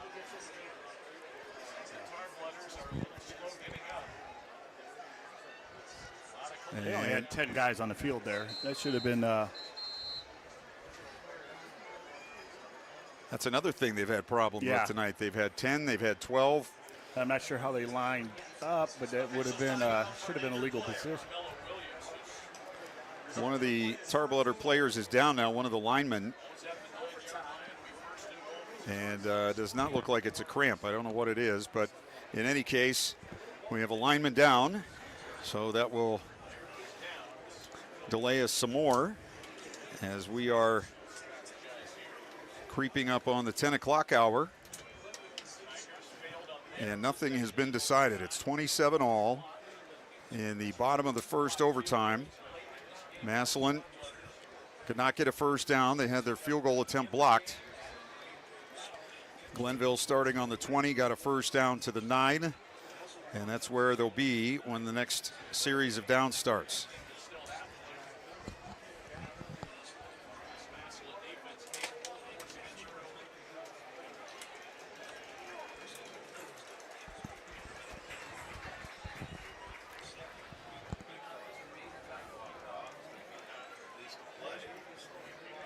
One of the linemen in it is Carmelo Williams, a senior, 6 feet and 295. He goes off to the far side rather slowly, so they'll have to replace him. And the Tarblooders are going to get right to the line of scrimmage here as early as they have all evening. They switched up quarterbacks. Or no, they didn't. Nelson still in. Back to his right, wing left, tight end left, 2 receivers. Handoff up the middle, and this time it is C.J. Newell, and he's not going anywhere. Tigers are saying they got the ball away, but it was well after the play was over.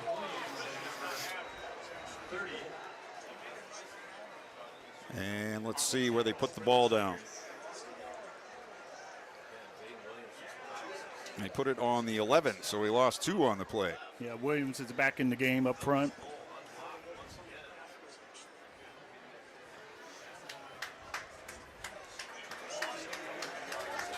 Here comes Anir Lemon as his receiver to the near side. So they have trips to the near side, 1 out to the right.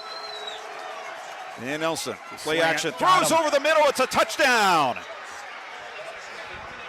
Touchdown, Joe Saffold, the St. Ed's transfer, just running up the hash marks. And the pass right on the money for Marvell Nelson to give the Tarblooders the 33-27 victory.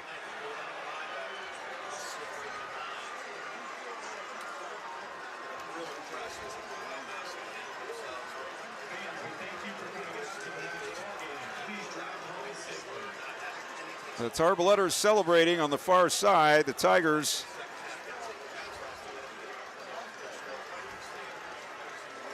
taking it hard. The loss in overtime.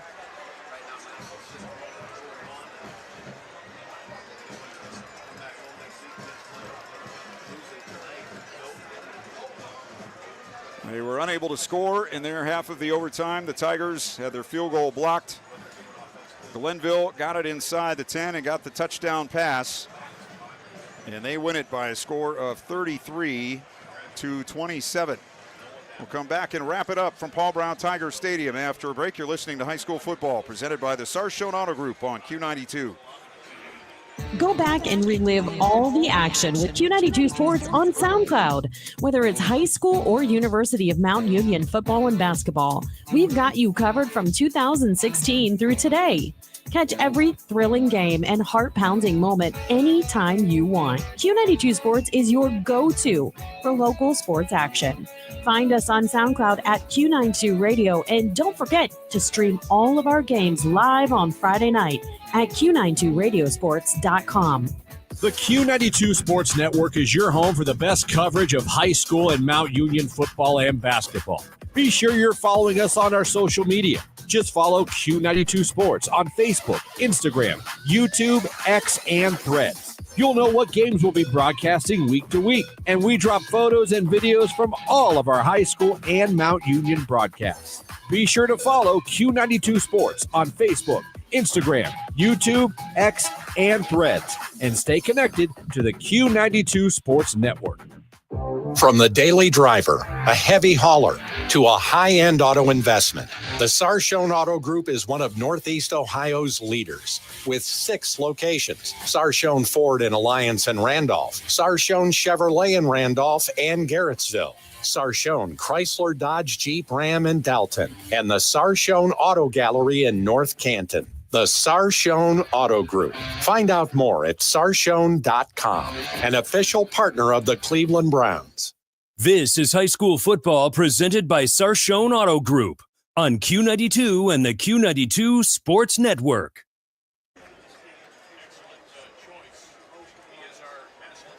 I'm thinking maybe the coaching staffs on these two teams might need to give the guys 2 or 3 days off after this game.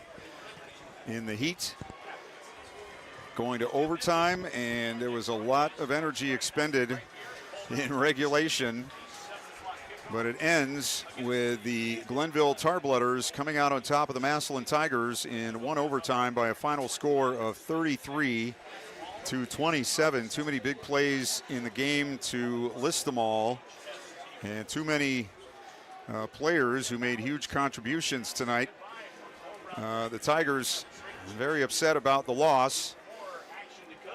Again, as we said at halftime, this is a good Glenville team they're playing, physically matching up with the Tigers. As you said, I agreed. I thought the Tigers looked the fresher team in the second half, but just unable to do enough to overcome all of the Glenville mistakes that came in the last quarter and a half. And of course, the Tarblooders able to make just enough plays to win. Yeah, absolutely. I think Massillon has a lot to grow on.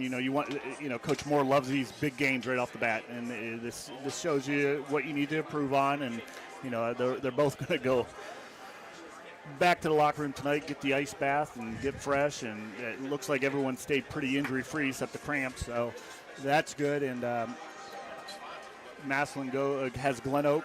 They'll come to Glen Oak here next week, and then Glenville has Olentangy Liberty, and they got beat by Olentangy, so yeah, it should be another good week. As we watch, talking about giving them a rest as the Tarblooders run from the end zone to the 20 and back. So apparently they didn't run enough tonight. Yes. Yeah. I know. That's interesting. Yeah, they're doing gassers. I don't know if it's for each turnover or what. I hope it's not for penalty yards. We'll just put it that way. That's interesting. But yeah, good ball game. A lot of good athletes. I've always been told by one of my favorite coaches, the biggest improvement you see for the team is from week 1 to week 2, and I see both these teams getting better for sure. So, yeah, great night for football, and haven't been back to the stadium since 2007. So, yeah, not necessarily a great memory. No, but you handled it okay. Yeah. You did all right. Yeah, apparently that 18 years was enough to get you over that, at least enough to get through the broadcast tonight. There you go. Well, thanks to Ryan Bevere on the sidelines. Of course, be on Q92 Sports and Facebook and X and Instagram and wherever else you see Q92 online. He'll have photos, he'll have highlights, he'll have interviews. Ryan always does a great job of posting that, so be aware of that. The game on YouTube, you can catch that. You can also, during the week on SoundCloud, come back and check this one out again if you wish, as well as any of the Score 7 games we had tonight on Q92. So, time to take a deep breath and head for home after this one. It was I don't know if it was a classic. It was crazy. And it ends up in overtime with the Glenville Tarblooders beating the Massillon Tigers by a score of 33-27 in one extra period. So thanks to Ryan on the field, thanks to Ryan at the studios, thanks to my partner Brian Beatty. I'm Clint Scroggs. Thanks for joining us tonight for high school football presented by Sarshone Auto Group on Q92.